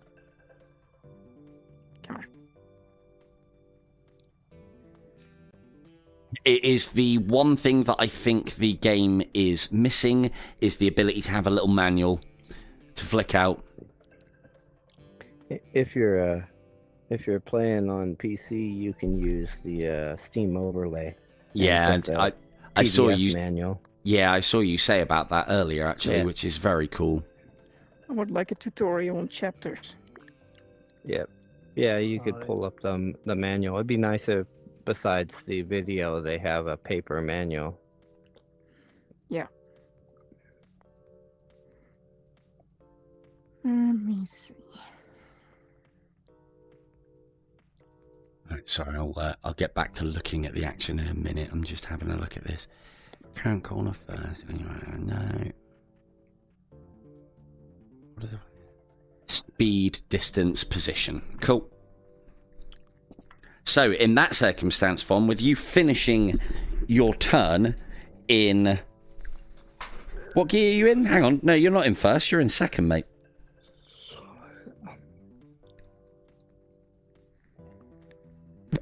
Oh, hang on. No. Okay, so what you'll need to do in that situation, I see what you've done there, though. So you don't need to break to come down into first, but you do need to get to first because you're crossing this line here. Yeah. You have to be in first for that corner. So you need to put the break dice down, and then you need to put the 1 on top of that. Which does have its advantages. Where's your number 1? I don't know. Where's my 1? There's a dice way over here, hiding over here. This must be it. Oh, yeah. You haven't rolled your 1 yet, right? So you put that 1 on top of there. That's it. Then you coast in first, and you wouldn't be able to do anything more with that. Nope. Hang on. How could you? No. Yeah, so you'd have to do that, but that's correct. So basically, the way with breaking dice to think about it is you can always naturally drop down a gear. Your first break dice allows you to skip 1, and then every break dice after that allows you to skip an additional 1 gear. So, for instance, to go from 4th to 1st, you could go from 4th down to 3rd naturally. You'd need to use 2 break dice to get down to 1st. So you need to spend 2 focus, that's it. So Von obviously almost span out with her first 2 rolls, so she's now being extremely clever. 3 for this to resolve that one, 4 for the break, 5 for this one, 6 for that one. If you've got that many. Nope.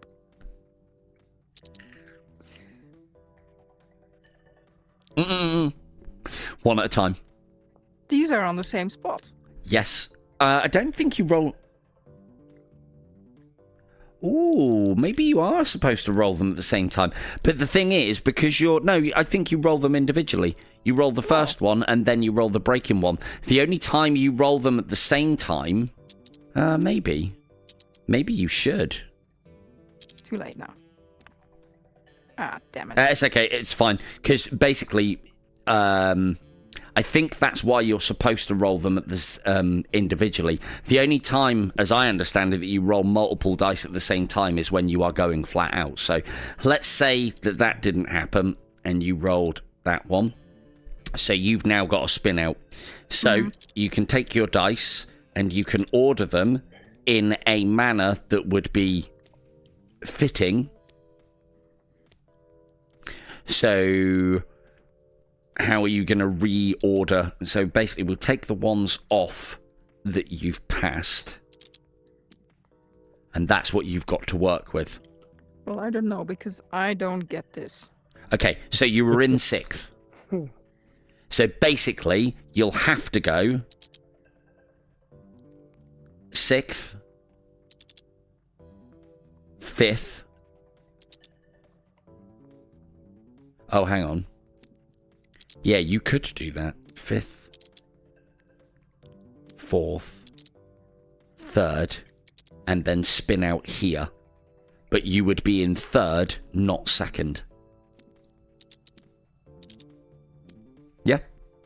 No. So you take the dice that you've rolled already, and you can, in some circumstances, because you started out in 6th, you didn't have any option there. But let's say, for instance, you were in 3rd, and you went 4th, 5th, 6th, blah, blah, blah, blah, and did all of that. And then you span out really early. You could make it so that you went 3rd, 2nd, 1st, and span out in 1st gear. So you might not even miss a turn. So, but yeah. So basically, we then go 1, 2, 3, 4. Your turn resolves here. You're in 1st. It is a red warning, so you take no damage and just literally go off track, like that. And so you're good to go next turn. Retrieve your dice. And then we pop that on there. Oops. Pop. We'll just put it. Yep. There. And I'll just pop that there. There we go. Yeah, done it. Yep, nice. Cool. Right. So next one to go is Beavis. Alrighty. Because he's in 1st.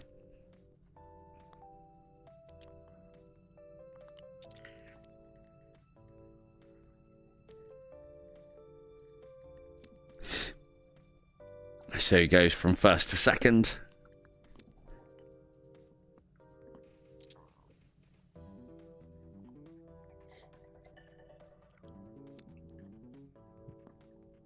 And again, so like even I'll be honest with you, because it's making me think as well.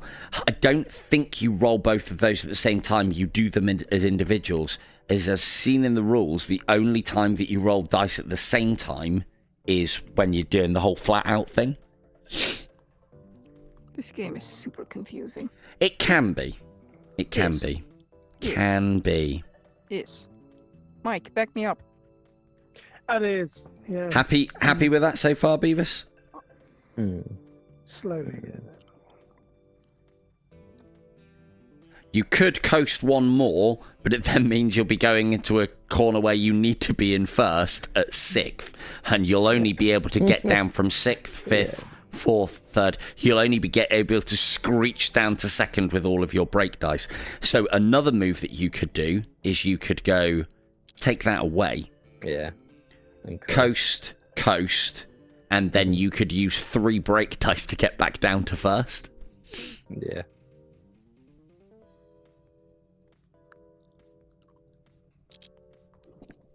I mean, can I? You can bring the fucking caravan to the mountain, Beavis. Come on now, I can't do it though. I mean, I appreciate you putting the work in. He's like this.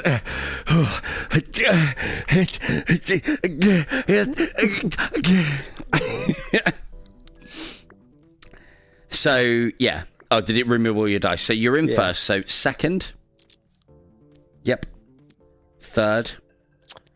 Oh, no, I'm touching stuff now. Right. I just locked it too. There you go. 4th. 5th. Yep, that one. I was trying to get the drop. Oh, there's some foreboding there, I feel. Then from 4th, you want to go coast. Ah. I don't know whose 4th dice that is, but it's not yours. You can't borrow other players' gears. So you go coast. Yeah. Coast to this one. Now, you need to come into this corner. If you go to here, so cut across to the out. Oh, sorry. No, you've done that square.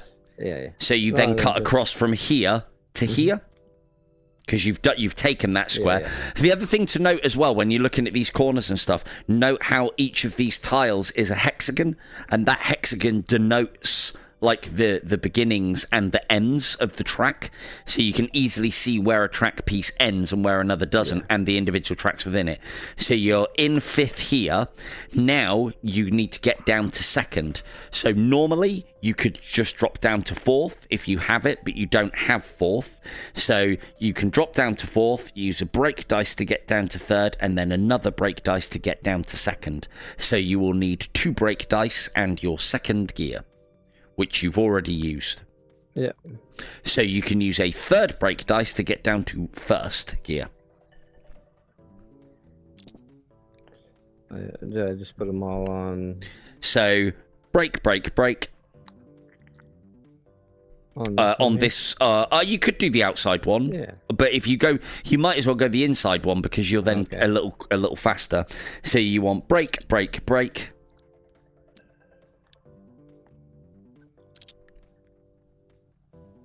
And then that allows you to put down your 1st gear, which you have left.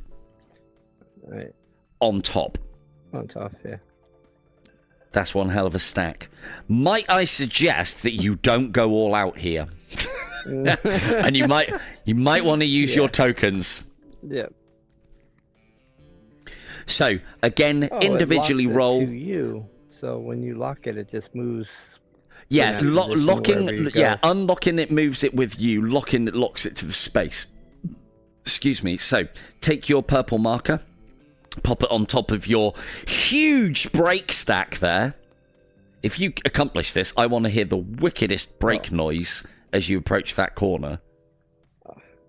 Like, needs to be beyond whatever beyond is. Yeah. So if you put it down here,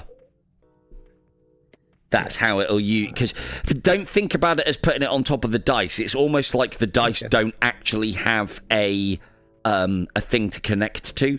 Think about it as putting it on the track, and then it'll stick it on top of everything for you.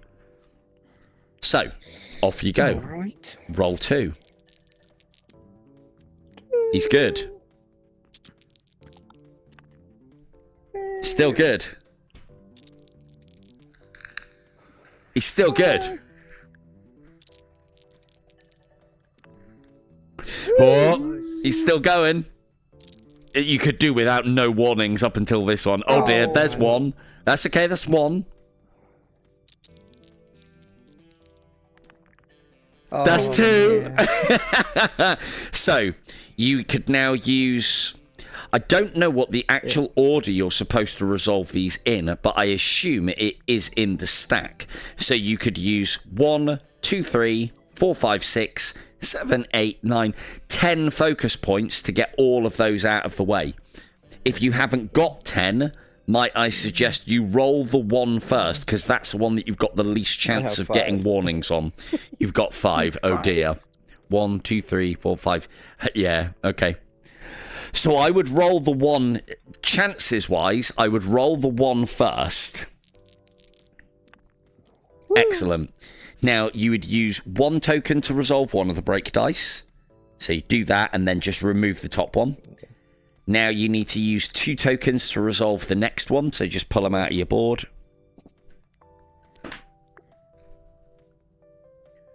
Cool. And then you're saying you haven't got 3 more? No. It only... Where'd one disappeared, right? Oh, another one just disappeared. Through the table. They're going through the table. I don't know where the other Come on, one Beavers, focus! That's what these tokens are for! Oh no, I got 5, so that's it. I got 2 more. You've got 2 left. So pop them back in your little tray thing. I'll do some husbandry here. And then, yeah, you basically need to roll... I can't get it to go in there. The haptic feedback, it doesn't stay long enough. There it goes. There you go. Yeah, this is what I was talking about with the fiddly side of things. But I don't know, I kind of think it's funny that you end up dropping tokens and bags all over the place. It's quite good. So... so the other thing to note as well, as you are moving these individual spaces... Sorry. No, you don't get any focus for doing individual rolls. You basically have 1 roll to make. If you make this roll, you will advance to that space. If you don't make this roll, you spin out. There you go. Yay. Happy days. So you started back here, if you do us the honours. There was a very big lot of braking on this corner right here. Just saying. And then... Yep. So drive your car up.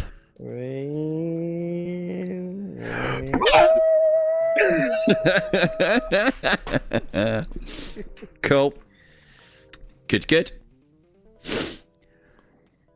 So in this circumstance, thankfully he's in first, which means that you won't miss it. Go on. Focus things. Once you use them, do you lose them or what? Yes, once you use them, you lose them, and you can only gain focus by doing all of your rolls in a wanna. I put them back in my thing. Oh no, you don't. No, Oh, sorry. You only lose the ones that you used. You don't lose them all. Cool. Okay.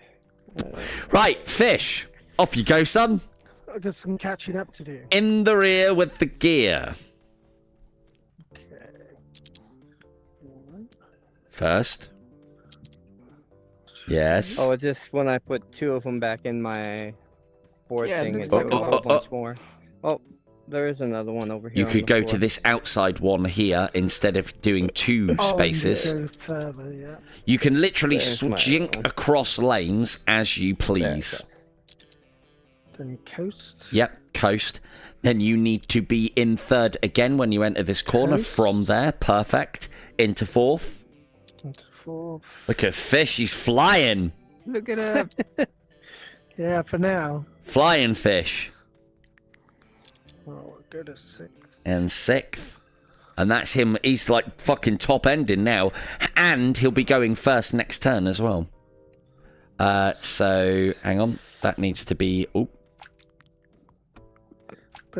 Do we go all out? Ah, well, that's the question, isn't it, fish? That Oh, yeah. is the question. Do you go all out? Do you need focus to get back into this race? Or is it important to be slow and steady to bring up the rear properly? But I could use focus, couldn't I? You can't go all out and use focus. Oh, You can okay. either go all out and gain focus, or do normal rolls and use focus. But then how many focus do I need?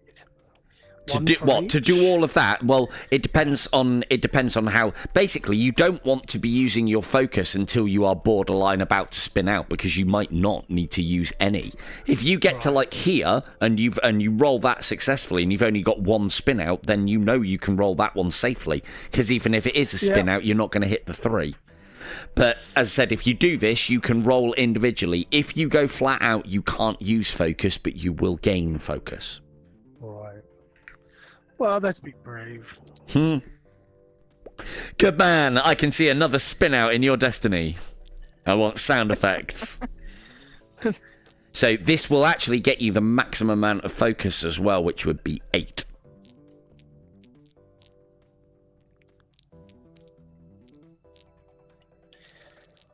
Here goes. Oh, he's only gone and fucking done it. Have I? You're gonna need to hear some engine noises I've got here, one. fish.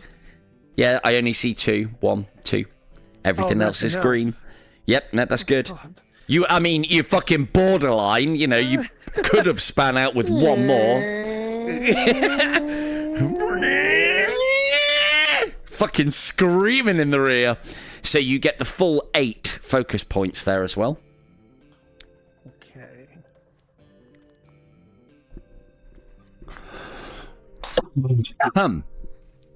Well, we've either successfully put everyone to sleep, or they're all fascinated by the board game.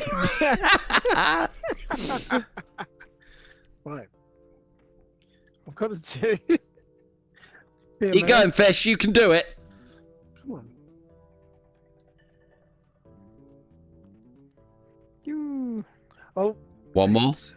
1 more. Come on.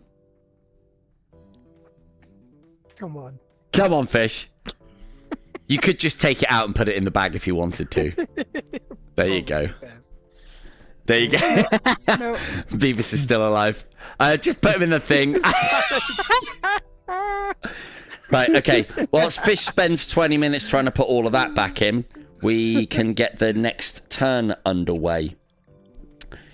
So, as far as actually no, because it is it's Fish's first turn. Fish's first turn. So turn order is determined gear, distance. Hello, Mr. Holland. So if we go, did you get a yellow at some point? Oh no, I think I picked that up. Okay. Greens you don't need to I've got keep, by the way. Oh, okay. So greens are just a pass. So you get green flagged. Right, so because Fish has the highest gear out of all of us, the turn order this turn, this is something that I think there should be a UI for on this. There should be sort of like a player marker, and it should just be numbered. So you should be able to have a first, second, third, fourth, fifth, sixth, and then everyone can have that in front of them. A little like card on the something so that we can determine turn order. But this will be no audio.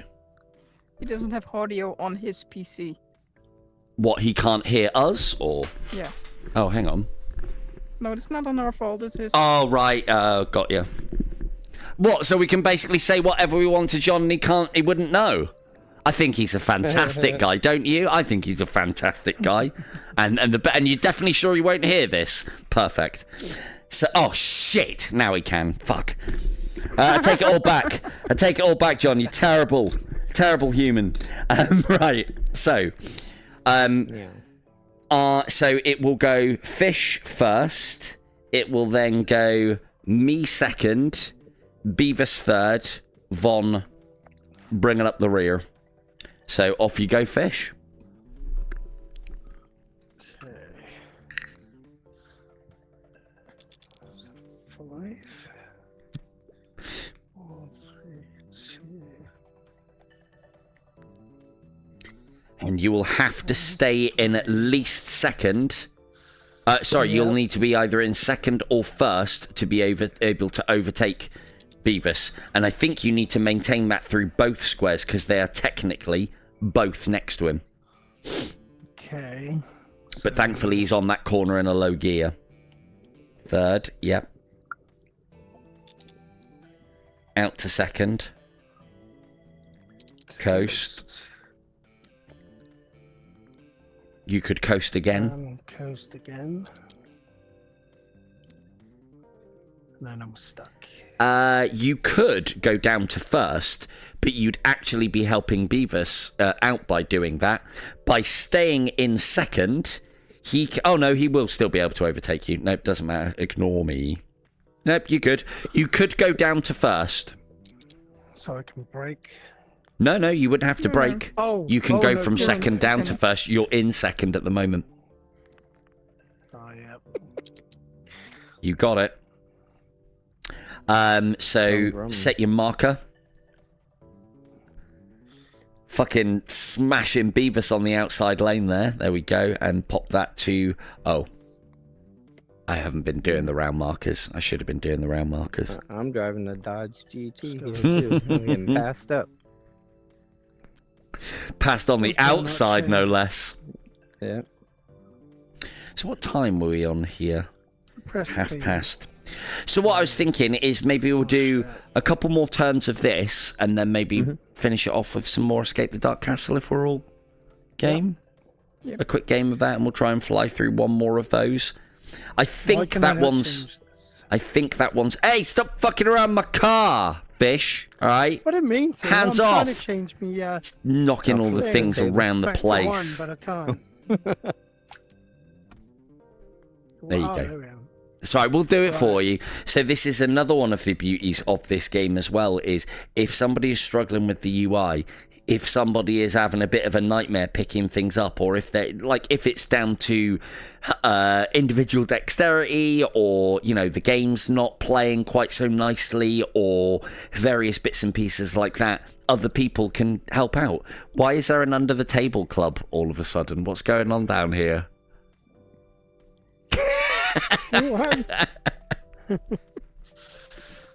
Right, so I can focus on these. You could if you Sorry, wanted. don't mind me. I'm 5 years old.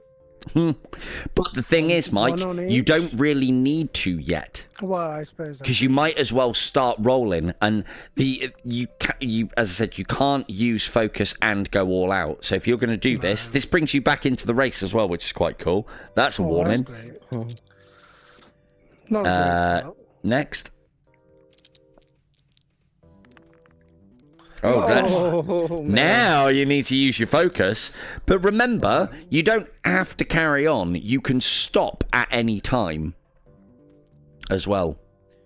I think when you've got break dice involved, though, that you're not allowed to stop. Like if you start resolving a square, I think you need to resolve all squares within that dice, or all dice within that square, rather. Or maybe I'll focus. So you use 1 for that one. That gets that one done. Then you'd need 2 for second. Wrong one. Oh, fish, stop pissing around. That's not me. And then you would need 3 for the next one. Something like that. Oh, he's so messy. Look at this, chat. Look at it. Oh God. Do you want to try and put 4 on this one now? Jesus Christ. Just one of the best archers in the world, yet he can't put a fucking token on top of a dice in VR. It's just ridiculous. Oh look now the neatness comes out. Now the neatness comes out when I mention IDU, and then if you wanted to do this, you'd need to put 5 on it. 5. I got 5 on it. He's got 5 on it. 2. And he's got enough. 12. Happy days. And so what that absolute travesty of focus tokens does is basically means that fish completes his role without any risk. So you can get rid of all of that now. What does it sound like when you're using focus whilst driving, Fish? Would you like to demonstrate for us? You what? What do you Both mean? hands on the wheel. Both hands. What does? Oh yeah! Oh, you put a little "oh yeah" in there for focus too. I'm giving him the finger as he passes by. Yeah, fuck off. Right, that is. Hang on. So that's Mike. It now goes on to me, doesn't it? So I'm gonna go. We're in first. We'll go up to second, to third, to fourth. Oh no, I'm not going to be able to do it that way. Let's think. Fucking pressure's on, everyone's up my arse. Second, third. I can't get down to second. Shit. See, what I don't know, I can't remember if you can stay in the same gear. I don't think I can do that because I'm already in first, and because that's what the coasting dice are for. So I'm going to assume that that's the case. So we go second, third, fourth. No, hang on. I need to do it the other way around. I'm just weaving all over the road because I can. Fifth, and then I can go down to fourth, third, second, first. Fucking slam the anchors on there. And yeah, if we're going to go and play some Escape the Dark Castle in a minute, then this has got to be an all-out, hasn't it? So we'll go. Can you move your? Could you move your fucking tray, Beavis? 1. Well, that's the only problem with that. Locking it and unlocking it, I guess. And so then that will put me in. Oops. Shit. Oh fuck. What's happened there? Oh dear, I think I broke it. Shit. It won't let me actually grab. Can someone grab my token? Could somebody be a dear and grab my token? I can't. Thank you. Can I have it back now, please? Where's it gone? Thank you. Oh, nope, that's Fish's. There you go, have that back. Right, so that goes there, like that. That goes there. We're now back into first, and then I'll go 1, 2, 2, 3, 4. Pop, pop, pop, pop, pop, pop, pop, pop, pop, pop, pop. Ready? What am I talking about? Indeed. Easy roll this. Damn, span out. So, in this circumstance now, I could go 1, 2, 3. Ooh. 3, 4. No, I don't want to. Let's see if we can have a proper fucking catastrophe here. And then, yeah. So that would be where I would then spin out on that corner. So I would be in... I would be in third. Yellow. And that would give me on yellow... Third on yellow would be a fucking double spin out to that.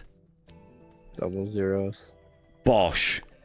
There you go. That didn't go quite so well as planned as I was going to on that corner. I think that's correct because I don't need to put the full stack of all of these dice on there, and so I would have normally finished in third, but I approached that corner in third because of the way that I did things, so that didn't work out so great.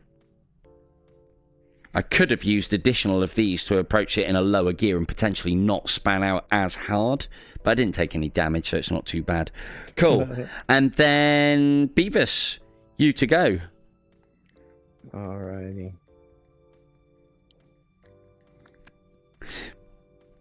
Oh, I'll get my dice out of the way. Lucky.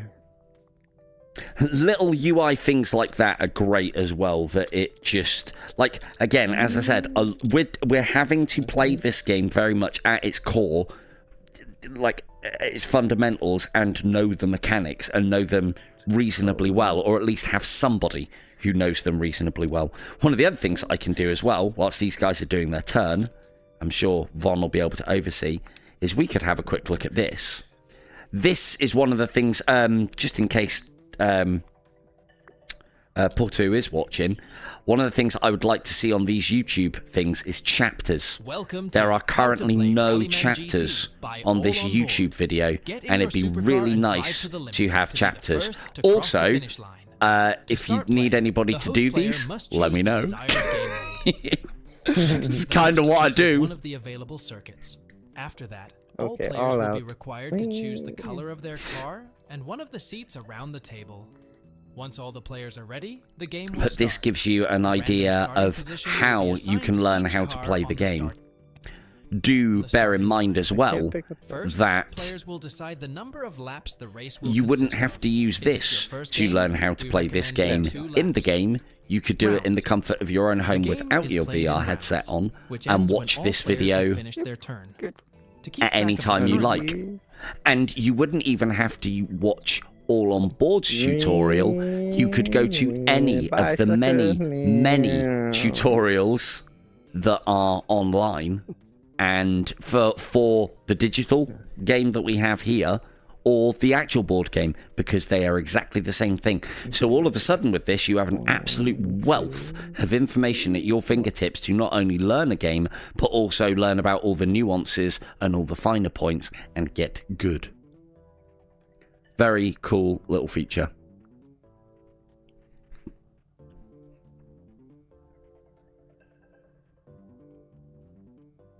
Do you want to do your turn, Von, or should we just jump straight onto if you want to finish off? Jump. You want to jump? Yep. Had enough of focus tokens. So yeah, there is no table flipping in it. It's probably a good thing, but that gives you an idea of Rallyman. The only thing that I think with Rallyman is we're playing it on an incredibly easy track. But so would we be all confident in saying that we can now play this, because that's the core thing Pretty here. good. If I probably watched the tutorial video now that I played it, I'd probably be There you Yeah. go. All you guys are all lacking now is just knowing how the finer points work. That's literally it. Yeah. And then even then, that's still where I'm at. Some of the finer points that I need to know are more intrinsic with knowing how the mechanics of the game work down to quite a small level. There you go. What a roll.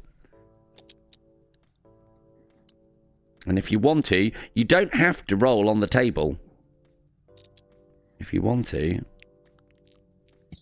And if you're close enough, you can roll on the floor, look. And it'll still show you results. I mean, you won't be able to see them, and neither can I. But we can now go and investigate and go, yep, that was a spin out. Cool, right. Let's go back to escape the dark castle. You can also restart the session at any time as well. That would just absolutely zero everything and get rid of everything. And as I was saying previously, we do have the ability to get more people in the game than there are players. So this one at the moment, I think, only has 6. Oh, hang on. Back to lobby. Yeah. There we go. That's the one. This one only has 6. We've currently got 5 free seats in the standard lobby, and then there are 6 free seats in this one. So you could have 4 people playing and 2 people watching. I believe they're going to try and get that up to 8, is what I was originally told. So I don't know if things have changed since then.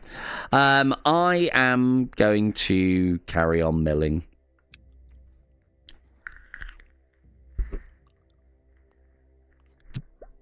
So we shall... What does that do? I don't know. I'll carry on with the cooking. Carry on cooking. Let's see. What we're like on time. So we've got about 20 minutes. So we will see how we get on. Oh. So at this stage now that we're playing, the only thing that this, as far as I'm concerned, I've played a lot of games in betas of various stages, and this game is very playable. This game is ready. The mechanics that are in all of these things, yeah, there's things that are a little bit fiddly, but for the most part, because it's all player interaction, this is going to be, some people may look at this and think like, oh, that's a lot of messing about, that's a lot of dicking about sort of thing, and in some regards you are right. However, you'll learn the game to a better degree by having to engage with all of this. You'll also, if this is of use to you, be able to now take the knowledge that you have learned here and actually go and play the game in real life, if that is something that you wanted to do, because it will translate 1-to-1.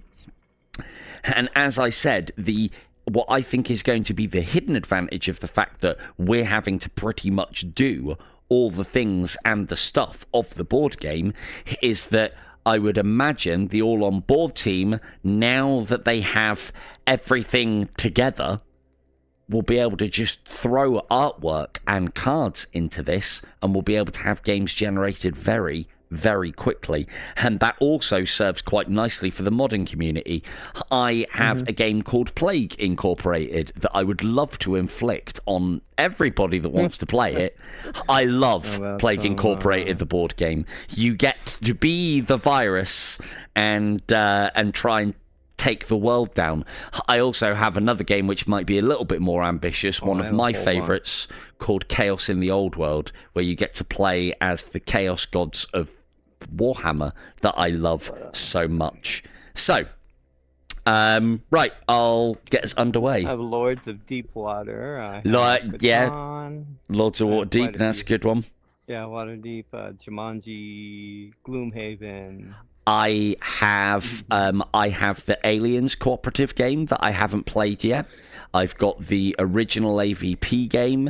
In fact, actually, Beavis, have you got the have you got your computer? Can you look at your computer screen a second? Yeah, I can go. Just look at the computer screen a second. All right. I have one or two board games that I may be able to bring across. We have Aliens, My Father's Work, Shasan, Sons of Anarchy. Conquest, the card game, is a very cool Warhammer 40k card game. I have Escape the Dark Sector, which is a space variant of what we have going on here. I have Escape the Dark Castle. Rising Sun is absolutely amazing. I've got Plague Incorporated, Rise of the Necromancer. Star Wars Imperial Assault is your D&D light of Star Wars. Nemesis is one hell of a game of working together until you're not. Is fucking brilliant. And I just got board game upon board game upon board game, and I would love to digitize all of this. I've even got Street Fighter, the board game, as well. And Resident Evil 2, I've got Resident Evil 3 in the back, I've got Bloodborne, the miniatures game, I've got Dark Souls, the miniatures game, I've got loads down there as well. There is a lot going on. I have an escape game that would probably work really well on something like this. Well, there's the one that I thought would work fantastically for this, and my favourite one are social deception games. So things like Among Us, but in a card game format, I suppose. And Resistance is... Munchkin. Resistance is awesome. Yeah, Munchkin I've played. I kind of like Munchkin. I haven't played it enough, but there's a lot of varieties of that one. There's another one as well that me and Ninja Pork used to play, where you play cards to create a spell, and then part of the game... and you are judged by the other players, is when you have put all those cards together, you need to announce and cast your spell, and if it doesn't sound very wizardly and epic, then the other players can forfeit you, which is quite funny, because you get a lot of people that start off, what now? And it's like, no, that didn't count. That didn't count. Right. Yes, sorry, what else did you say you had, Beavis? You had Munchkin, and what was the other one? I had quite a few. I have Ticket to Ride, Munchkin, Lords of Waterdeep, Catan, Dungeons and Dragons Adventures Begin, which is kind of like a pre-built dungeon tile game, which is really fun. I tell you one that I've got. I tell you one that I've got that you will really like. So have you heard of Betrayal at House on the Hill? Okay, Betrayal on House on the Hill is a fantastic game. The problem with Betrayal on House on the Hill is it requires its own fucking fat rulebook for when the event happens, and then usually one player will become the villain. But up until that point, it's basically a Scooby-Doo adventure of going around a mansion and exploring and gathering componentry. And then, like sorry? Was it... Mansion of Madness or whatever? Similar. My wife really likes that one. Similar. So Betrayal, and so John's played Betrayal. The only problem with Betrayal I found is that inevitably, if you have got somebody new to the game, they'll always end up as the villain, and there's nothing that you can do to stop it. Hitler. And then the problem, I don't know about that. The problem with the person that's the least experienced and doesn't really know what they're doing means that they might get an amazing scenario. Oh, she's up there. I was looking as well. You might get an amazing scenario, but the person just doesn't have the experience to be able to pull it off. So, yeah.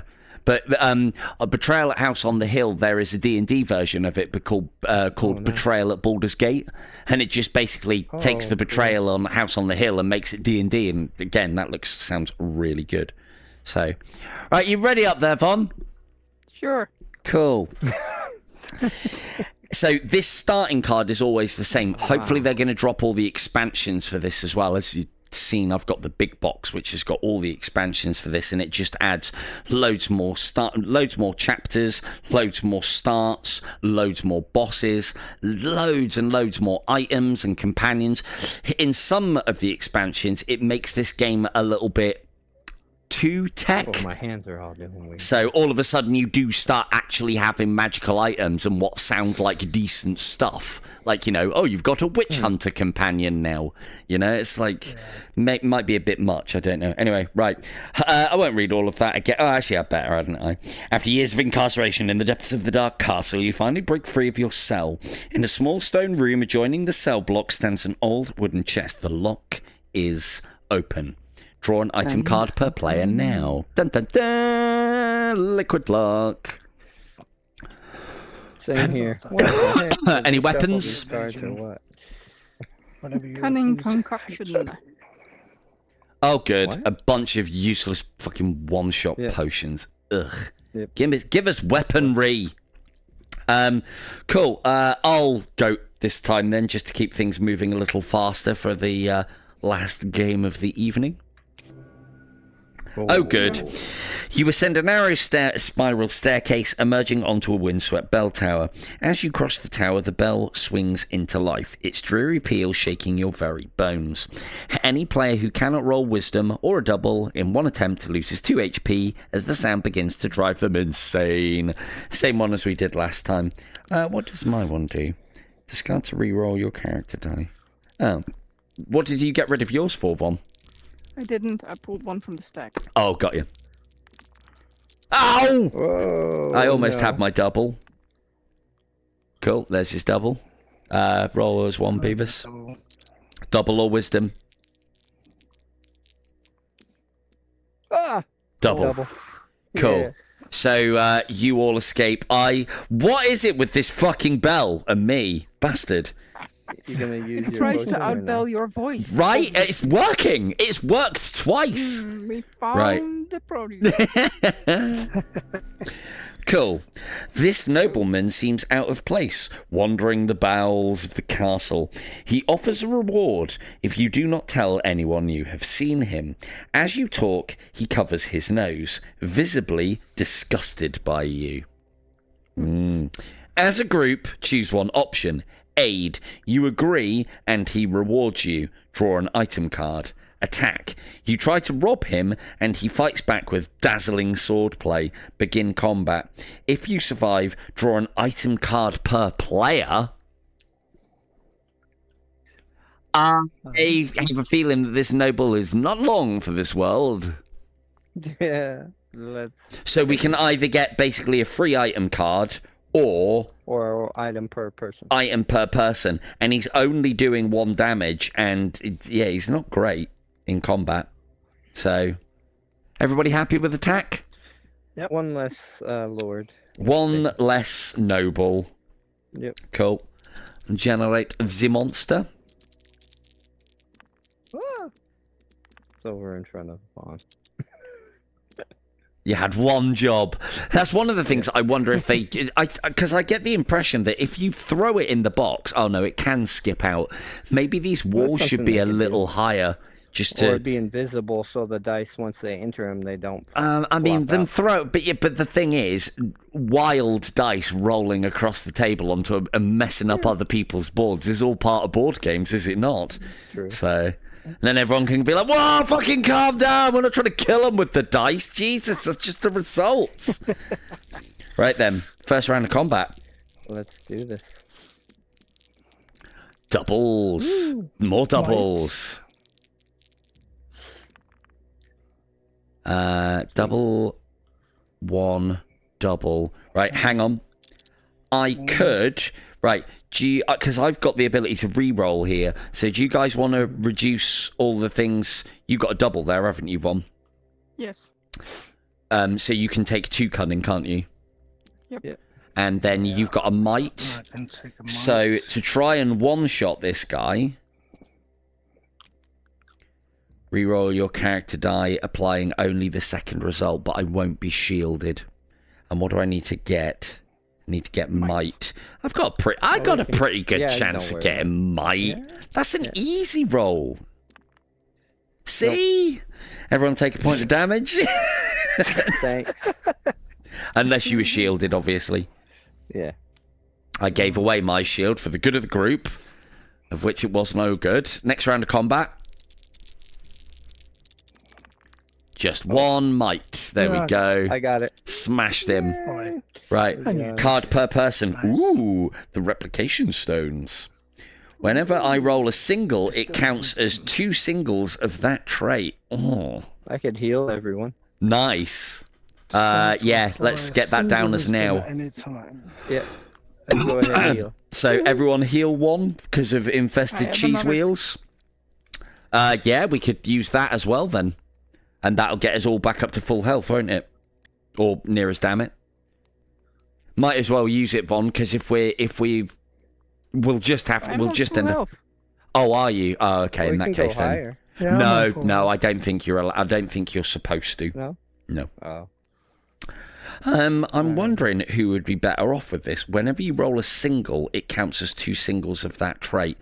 I'll tell you what, I'll carry on going first, because that'll be good for, like, skill checks and monsters and stuff. So, and I can keep things moving reasonably fast. Fucking muggers again. Several armed figures spring from the shadows and attack you. You become separated, and each player must fight alone. Probably should have eaten that infested cheese wheel, Von, but never mind. So, I only have 1 item, so I have a cunning thug. If you have 2 items, you need to roll 2 chapter dice. Same here, cunning. Lovely. Cool. So, now remember to do this 1 round at a time. So, first round of combat, roll. Damn.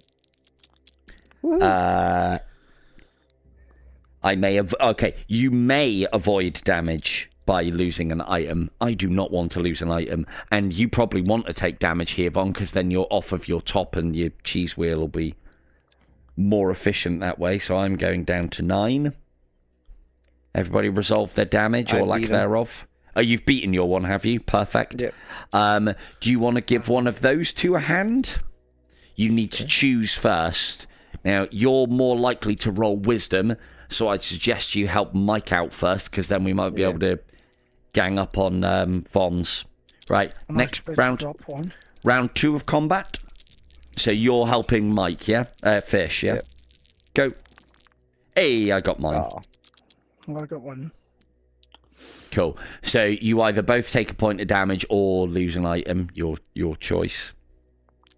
Mine's defeated, so I don't take anything this round. Von, you're shielded. You could use that to re-roll your dice and see if you could get a... Well, it's a wisdom, isn't it? And that's what you're supposed to be rolling, isn't it? So go for it. It'll save you having to take damage as well. Oh, well, you don't take any damage. Fair enough. Wait. Take 1 away. Oh. Right, hang on. That still counts. Beavis, what are you... Well, yeah, we'll just have to assume that you'll still attack him. I'm going to go and help Von, because my wisdom is shit. Yep, that didn't help you. Yep. So take a point of damage. Helping Von. She doesn't. Right.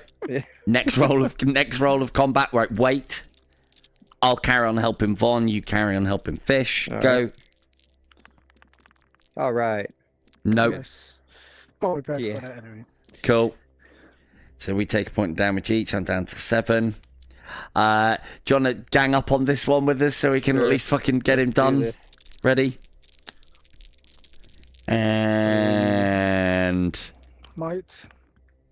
Mike's tiptoed in behind him and punched the mugger in the face. Bam! Cool. Muggered. Mug him! Cool. Yeah, it feels a bit shit that we only get 1 item from all of that, but and you're using your cheese wheel. Good. That's 1 health for everybody. Yes.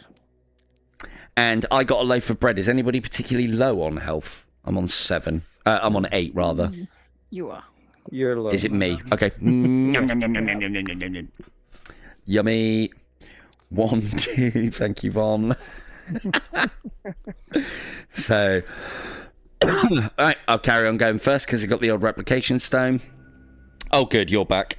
A creature stick together using butchered animal parts scuttles towards you. It is so hideous, you instinctively lash out. So as you can see, we are getting a lot of the same cards. I don't know how many they actually have in this. I assume it is a full deck, but I could be wrong. Oh, it's saying that's a fist. Cool.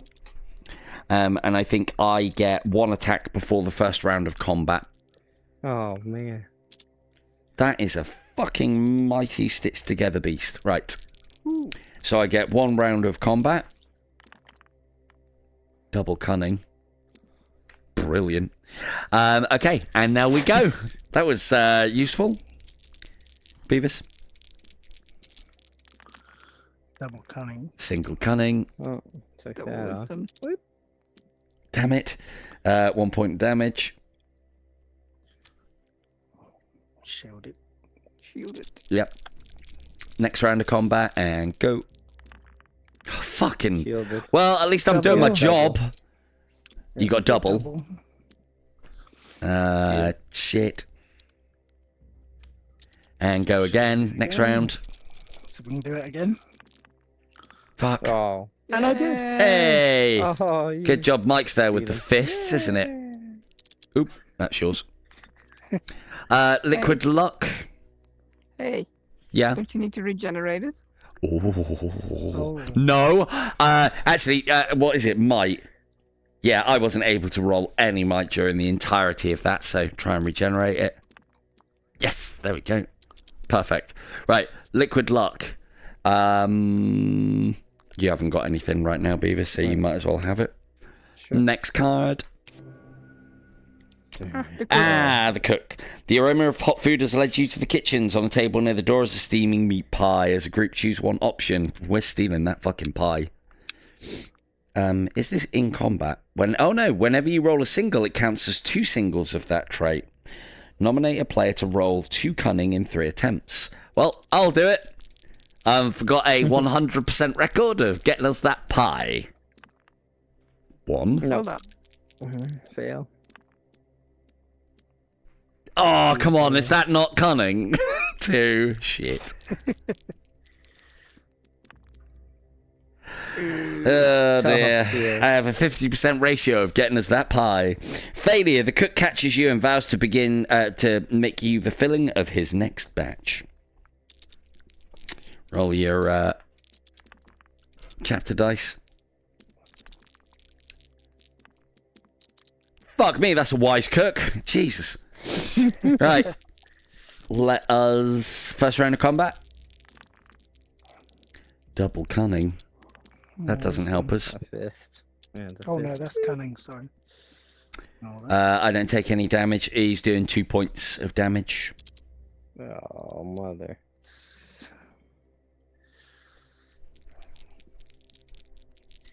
Next, round 2. Well, I'm shielded. I mean, I'm not much help, but I'm shielded. Oh, double. Hold on. No, that's not right. I'm shielded. A fist. Ooh. Cool. No damage for me.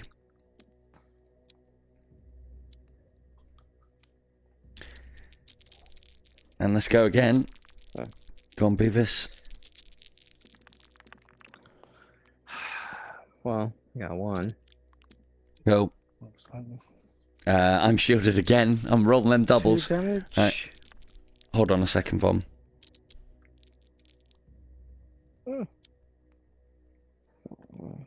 Okay. Oh, where'd my thingy go? I'm on 5. So I got it. All right.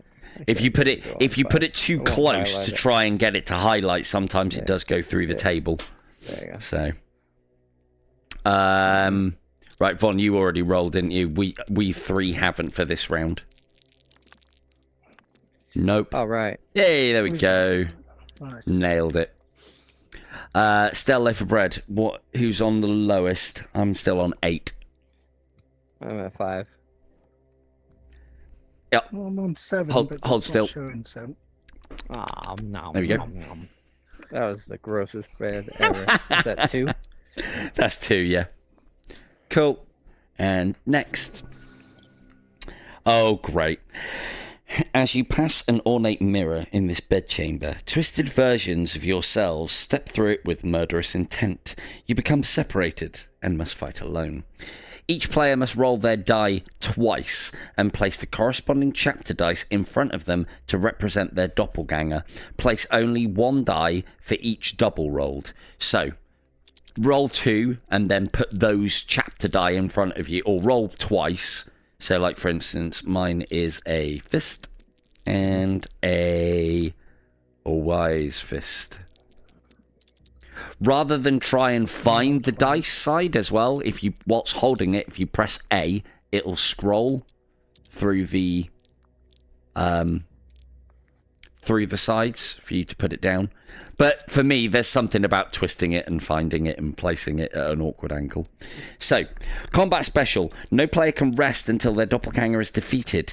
They may then either rest or help another player defeat theirs. A player aiding another takes damage as normal and must declare who they are aiding before they roll.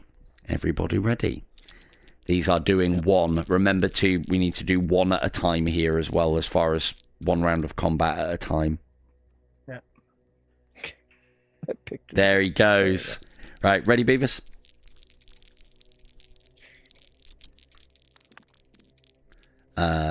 Nope. One out. Take 1 damage. Oh, I got one. Yeah. Everybody ready? Yeah. Round 2. Take 1 damage. Hold on. And go. Hey, got one. Hey. Nope. Take 1 damage. Got Right, it. so, Beavis, you've defeated yours. Do you want to help somebody out? Preferably a stat that you're good against, probably Von. Sure. So, yeah, you roll to help Von, and we'll carry on. I've still got hit wisdom. Okay, well, I'm at least shielded. I'm sure. Yay. Cool. That stops you guys taking damage. And then, do you want to come and help me, Beavis? And then, Sure. Von, you might as well go and help Mike. With my one chance. Well, I've done it anyway. He's dead. Oh, I got it. Hey, perfect. Cool. Job is a good one. What did we get? Elixir of Insight. Discard before any round of combat to change any chapter die to show a trait of your choice. Ugh. Rubbish. But we'll take it anyway. Cool. Next. Ugh. You hear a scream from behind and turn around. Too late to avoid the clutches of a lurching ghoul. As a group, choose one option. Flee. You get away, but you lose 2 HP shaking off the ghoul. That's not happening. Fight. Begin combat. Combat special. You are so fear-struck, as in me, that any wisdom you roll this chapter has no effect. Cool. Everybody happy to fight? Sure. We're kind of just going to run through this as quickly as possible, see how fast we can get a game done, and see if we can be successful. Yeah. I doubt either of those things are going to work out, but we can but try. That's the kind of roll that I want to see. And just because I'm never going to use it any other time... Oh, actually, no, we should probably keep a good spread of dice, shouldn't we? Cool, I'll save that for the boss if we get there. Sorry. Ready? And go. Yep. That's 1 cunning. 1 wisdom. So wisdom. Oop. Country change for me. How am I? Mine's still like... Mine hasn't stopped charging mine. Oh, no, it's because I was doing things earlier on today.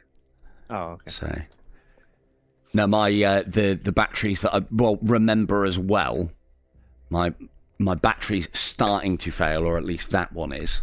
And on top of that as well, I'm streaming at the same time as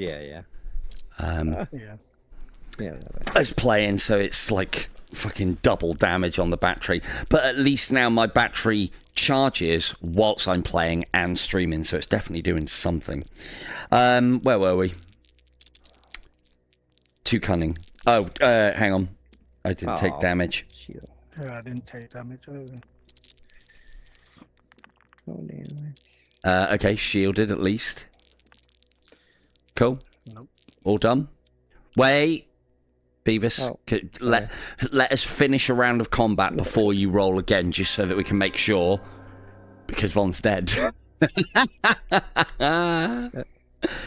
Well, there you go. And what a hasty bombshell to end it on, Beavis. Well done. You were going to start rolling for the next roll of combat, even though Von was dead. And that, in a nutshell, is Escape the Dark Castle. So what have we played tonight? We have played Escape the Dark Castle. We have had a look at the kind of rules, and I've tried to get everybody familiar at Rallyman GT. Again, I'm not playing it perfectly at the moment. There's still a lot more to do. This has been a closed beta of All on Board, which will be the board game simulator, I think, for, and probably the only one for standalone headsets. This one is available standalone and PC VR. I don't know. Oh, look at these lot. So professional. So professional. What I don't know is when this game is going to be coming out, and I do believe it is in a state of play, very much so, where it can be played now. When this game is out, if you have a look in the description, you will see a list of 12 games. I won't go into that list, but there's some good ones on there. There are going to be modifiable in the future, so you'll be able to bring your own board games, created board games, or whatnot into the game. And all you will need, by the looks of things, you won't even need any complicated programming language or anything along those lines. You'll just need artwork and to know how this framework works. Very, very exciting times. I'm hoping that this game is going to be out by the end of the year, and I'm hoping it will take the VR board gaming side of things by storm. Other than that, he has been Fishnets, this has been Von, and we've got Lord Beavis down there somewhere. I have been Silver Tongue Devil. Good night.